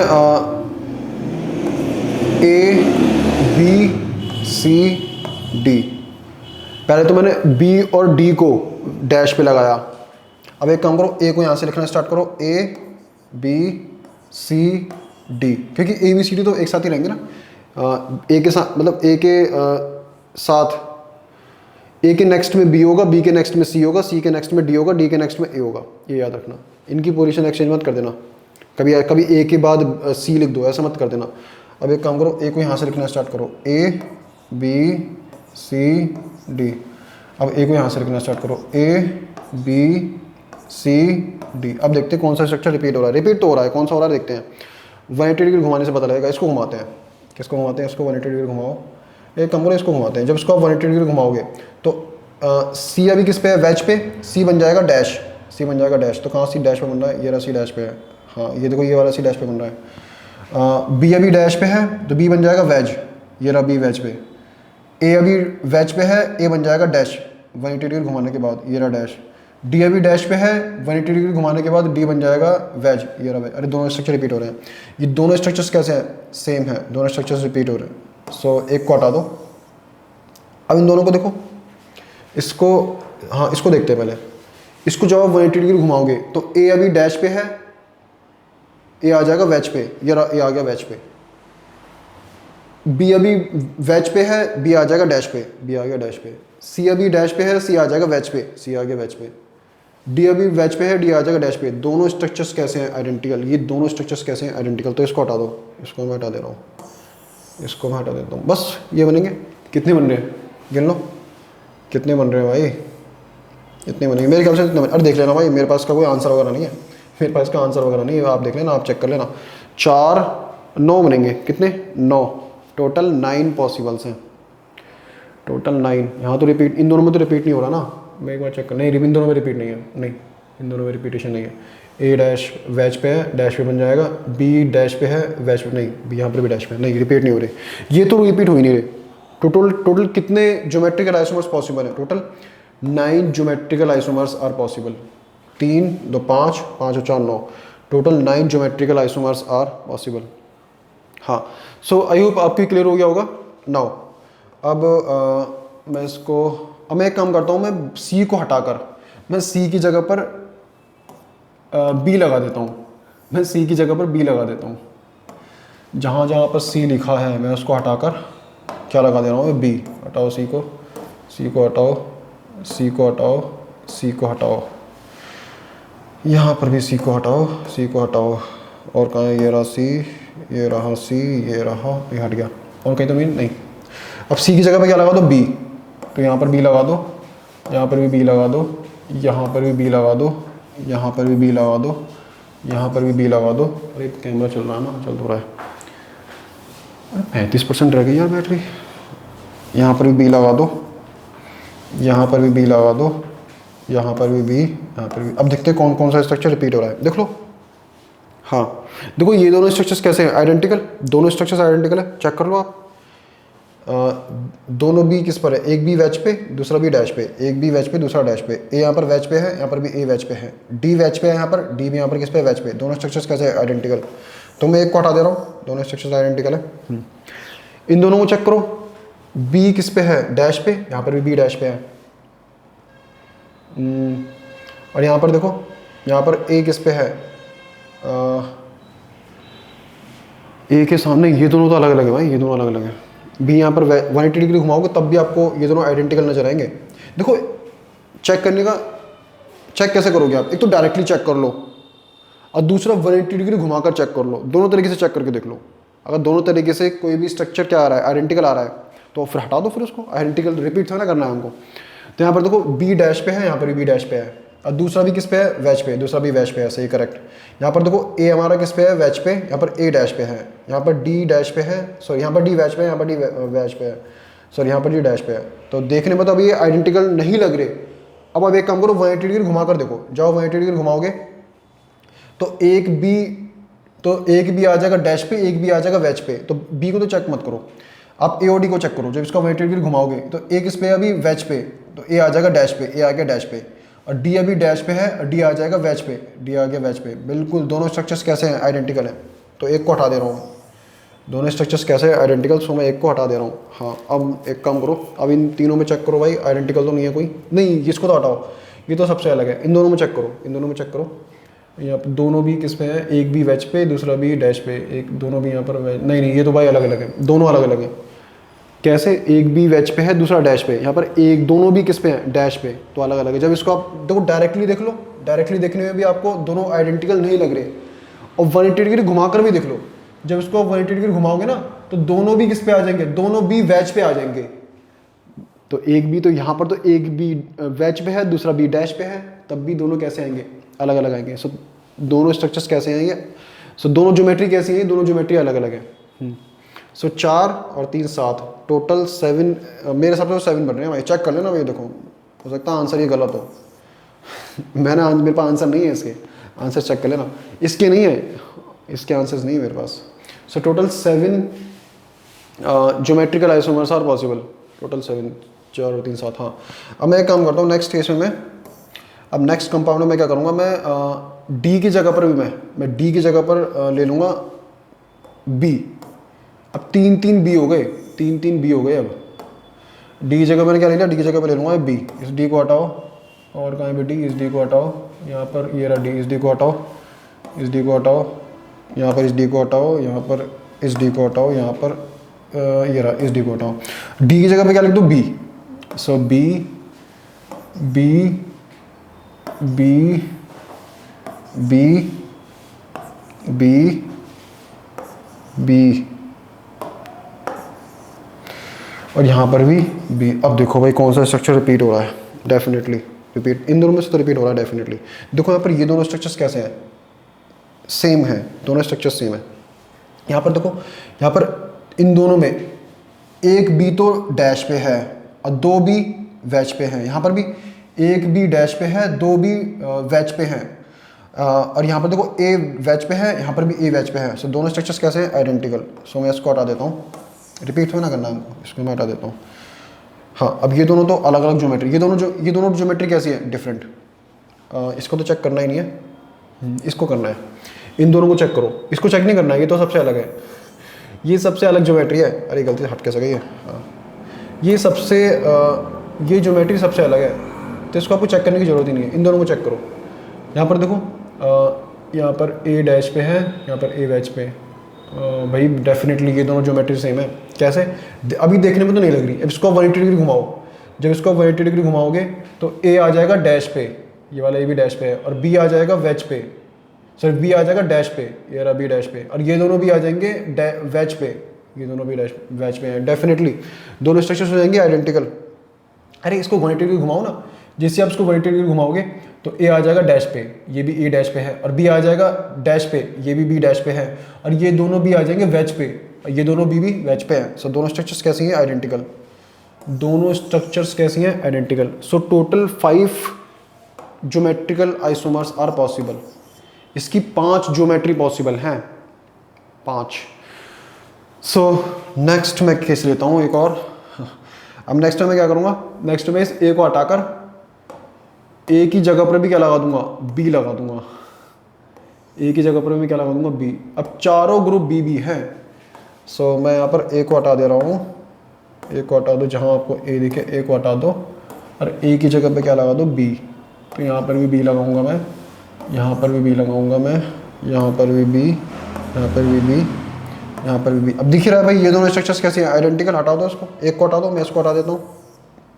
हाँ ये तो सबसे अलग है। अब इन दोनों को चेक करो आप, नहीं इसको नहीं, सॉरी इसको नहीं चेक करना है, अरे ये तो सबसे अलग है, ये मैं आपको बताता, ये तो सबसे अलग है, ये स्ट्रक्चर तो सबसे अलग है भाई। इसमें तो चारों बी वेज पे है। अब चारों डिफरेंट है चारों ज्योमेट्री डिफरेंट है। अब क्या चेक करोगे इसमें? चारों ज्योमेट्री डिफरेंट है, ये ज्योमेट्री अलग है, ये अलग है, ये अलग है, ये अलग है, चारों ज्योमेट्री अलग है। सो ये कंपाउंड 4 ज्योमेट्रिकल आइसोमर्स शो करेगा। इसका आंसर मुझे पता है, इसका आंसर तो 4 है, ये इसका आंसर करेक्ट है। अभी पीछे वाले को चेक कर लेना यार, समझ गया ना? So 4 geometries are possible, 4 geometry possible है, चारों ज्योमेट्री अलग अलग। यहाँ पर देखो, यहाँ पर दोनों भी, यहाँ पर दोनों भी, ये वाले दोनों भी अंदर की तरफ है, और यहाँ पर ये दोनों भी बाहर की तरफ है, और यहाँ पर ये वाला भी अंदर की तरफ है, और ये वाला भी अंदर की तरफ है, और ये दोनों भी बाहर की तरफ है। सबसे अलग ज्योमेट्री, चारों ज्योमेट्री अलग है। सो 4 ज्योमेट्रीज आर पॉसिबल। ये तो सिंपल वैसे मैंने केस लिए थे। थर्ड वाला केस है ना, वो थोड़ा टिपिकल है। टिपिकल तो कुछ नहीं, वो भी सिंपल है। अरे थर्ड वाला केस भी टिपिकल नहीं है, वो भी सिंपल है। थर्ड वाला क्या है हमारा? थर्ड वाला है ये भाई, इसके नाम भी काफ़ी सारे हैं। 6,6 लैंडलेन बेंजीन हेक्साक्लोराइड। सो यही है, आपसे पूछा है इस कंपाउंड के टोटल कितने ज्योमेट्रिकल आइसोमर्स होंगे, इस कंपाउंड के टोटल कितने ज्योमेट्रिकल आइसोमर्स होंगे। लास्ट क्वेश्चन है कितने ज्योमेट्रिकल आइसोमर्स होंगे। सो हम पहले हम देखते हैं हम मैक्सिमम कितने, पहले मैं जरा इसका नाम वगैरह को मैं नीचे कर देता हूँ, एक काम करता हूँ, नाम को मैं नीचे कर देता हूँ इसको। हाँ, सबसे पहला क्वेश्चन तो ये है कि मैक्सिमम कितने डैशेस आप इसमें बना सकते हो, मैक्सिमम कितने डैश आप इसमें बना सकते हो, चेक करते हैं। सो C/2 से चेक करो, C/2 टोटल कितने कार्बन है? 1 2 3 4 5 6। रिंग में टोटल कितने कार्बन है? 6। सो 6/2 यानी कि 3, यानी कि मैक्सिमम आप 3 डैश बना सकते हो। अगर आपने 4 बना दिए तो स्ट्रक्चर रिपीट हो जाएगी, तो मैक्सिमम कितने डैश बनाना? 3। मैक्सिमम कितने डैश बनाना आप? 3। मैक्सिमम कितने डैशेस बनाओगे आप? 3। सो अभी तो मैं इसको ऐसे रहने देता हूँ, चलो मैं इसको डिलीट कर देता हूँ। सो एक तो देखो, एक ज्योमेट्री तो ये वाली होगी जिसमें आप एक भी डैश मत बनाओ, सारे के सारे कैसे बनाओ? वेज। नेक्स्ट ज्योमेट्री आपकी ये वाली होगी जिसमें आप एक डैश बनाओगे, जिसमें आप एक डैश बनाओगे। It will be something like this, it will be something like this. इससे नेक्स्ट ज्योमेट्री क्या होगी? इससे नेक्स्ट ज्योमेट्री होगी ये वाली जिसमें आप कितने डैश बनाओगे?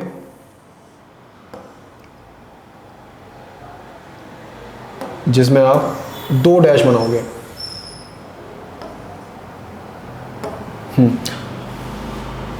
मैक्सिमम कितने डैशेस बना सकते हो? 3 वाले भी बनाएंगे। हाँ, अब देखो 2 डैश को आप चाहो तो एक दूसरे के रेस्पेक्ट में ऑर्थो पोजीशन पे लगा दो, या फिर आप एक एक छोड़ के भी लगा सकते हो। एक एक छोड़ के कैसे लगाओगे, एक एक छोड़ के कैसे लगाओगे, एक एक छोड़ के देखो ऐसे लगाओगे, एक कार्बन छोड़ के आप ऐसे लगाओगे कि इस डैश को उठाओ और इस वाले वैज को उठाकर तो लगा दो यहाँ पर, इस वाले वैज को तो उठा के लगा दो यहाँ पर, और इस वाले डैश को उठा के लगा दो आप यहाँ पर। एक और ज्योमेट्री ये होगी। अब एक और ज्योमेट्री कैसी हो सकती है कि आप दो कार्बन को छोड़ के आप दो कार्बन को छोड़ के अब दो कार्बन को छोड़ के फिर डैश को लगाओ। कहने का मतलब आप क्या करो, आप इस वाले डैश को यहाँ से हटाओ, ऐसे ही इस वाले वैज को आप यहाँ से हटाओ और यहाँ पे डैश को लगा दो आप यहाँ पर और वैज को लगा दो आप यहाँ पर, समथिंग लाइक दिस।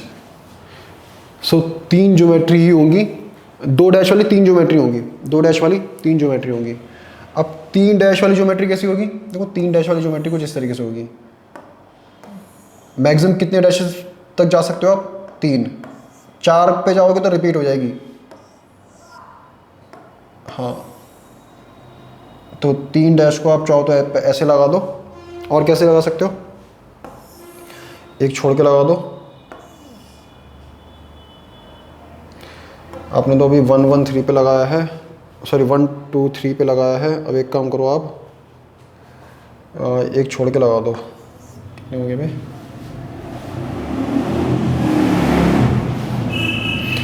एक छोड़ के लगाओगे तो कैसे लगाओगे, इसको मैं डिलीट कर देता हूँ।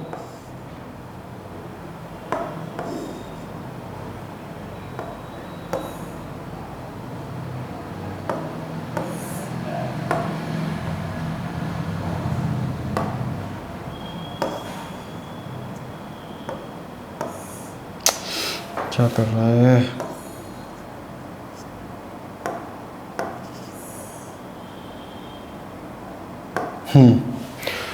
अब वैज को लगा दो यहाँ पर, वैज को कहाँ लगा दो, यहाँ पर।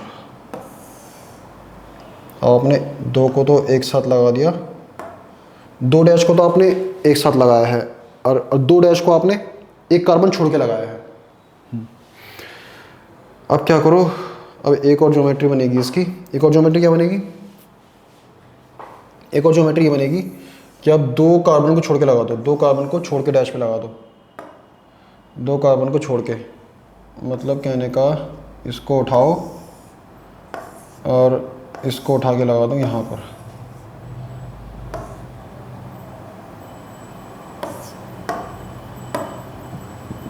और इसको लगा दो यहाँ पर। अलग अलग है ना, अलग अलग है। सो अब यहाँ पर सारे में क्लोरीन लगा देना, जहाँ भी सारे में क्लोरीन लगा देना। So total 8 geometrical isomers are possible, total 8 geometrical isomers are possible. देखा, अगर आपने देखो चार, अगर आप चार डैश की तरफ गए, अगर आपने दो तो वैज लगा दिए, दो तो आपने लगा दिए वैज, दो तो आपने लगा दिए वैज, अरे यार चलो कोई बात नहीं, बाद में कर लेंगे। हाँ, दो तो आपने लगा दिए वैज और चार आपने लगा दिए डैश, तो स्ट्रक्चर रिपीट हो जाएगी, स्ट्रक्चर रिपीट हो जाएगी। कौन सी रिपीट होगी, इन्हीं में रिपीट होगी। देखो आप क्या करना, आप इसको 180 डिग्री घुमाओ तो डैश बन जाएगा वैज और वैज बन जाएगा डैश। जैसे आप इसको 180 डिग्री घुमाओगे तो डैश बन जाएगा वैज, वैज बन जाएगा डैश। तो आपको फिर आपको चार तो दिखेंगे डैश और दो दिखेंगे वैज, तो रिपीट हो जाएगी। रिपीट थोड़ा करना है हमको। आई होप आपको क्लियर हो गया होगा। और इसमें कोई भी नहीं होंगी, कभी आप और सोचो, अभी इसमें और कोई और सोचो, कोई और नहीं होगी इसमें, यही होंगी इसमें, और इसमें कोई और नहीं होगी। 1 2 3 4, 1 2 पे 4 पे, 1 2 3 4, 1 3 पे और 5 पे। हाँ, so total 8 geometrical isomers are possible, 8 GIR पॉसिबल। Total 8 geometrical isomers are possible, 2 3 5 और 3 8। हाँ देखो, अगर आपसे मैं इस क्वेश्चन को मैं दोबारा कराऊंगा, इस क्वेश्चन को दोबारा कराऊंगा, मैं आपको बताऊंगा कि इस क्वेश्चन में दो ऑप्टिकल आइसोमर्स पॉसिबल है, दो ऑप्टिकल आइसोमर्स पॉसिबल है इस क्वेश्चन में, मतलब इस कंपाउंड में दो ऑप्टिकल आइसोमर्स पॉसिबल है। और अगर बात करो टोटल की, टोटल 9 स्टीरियो आइसोमर्स पॉसिबल है, 9 स्टीरियो आइसोमर्स पॉसिबल है, STEREO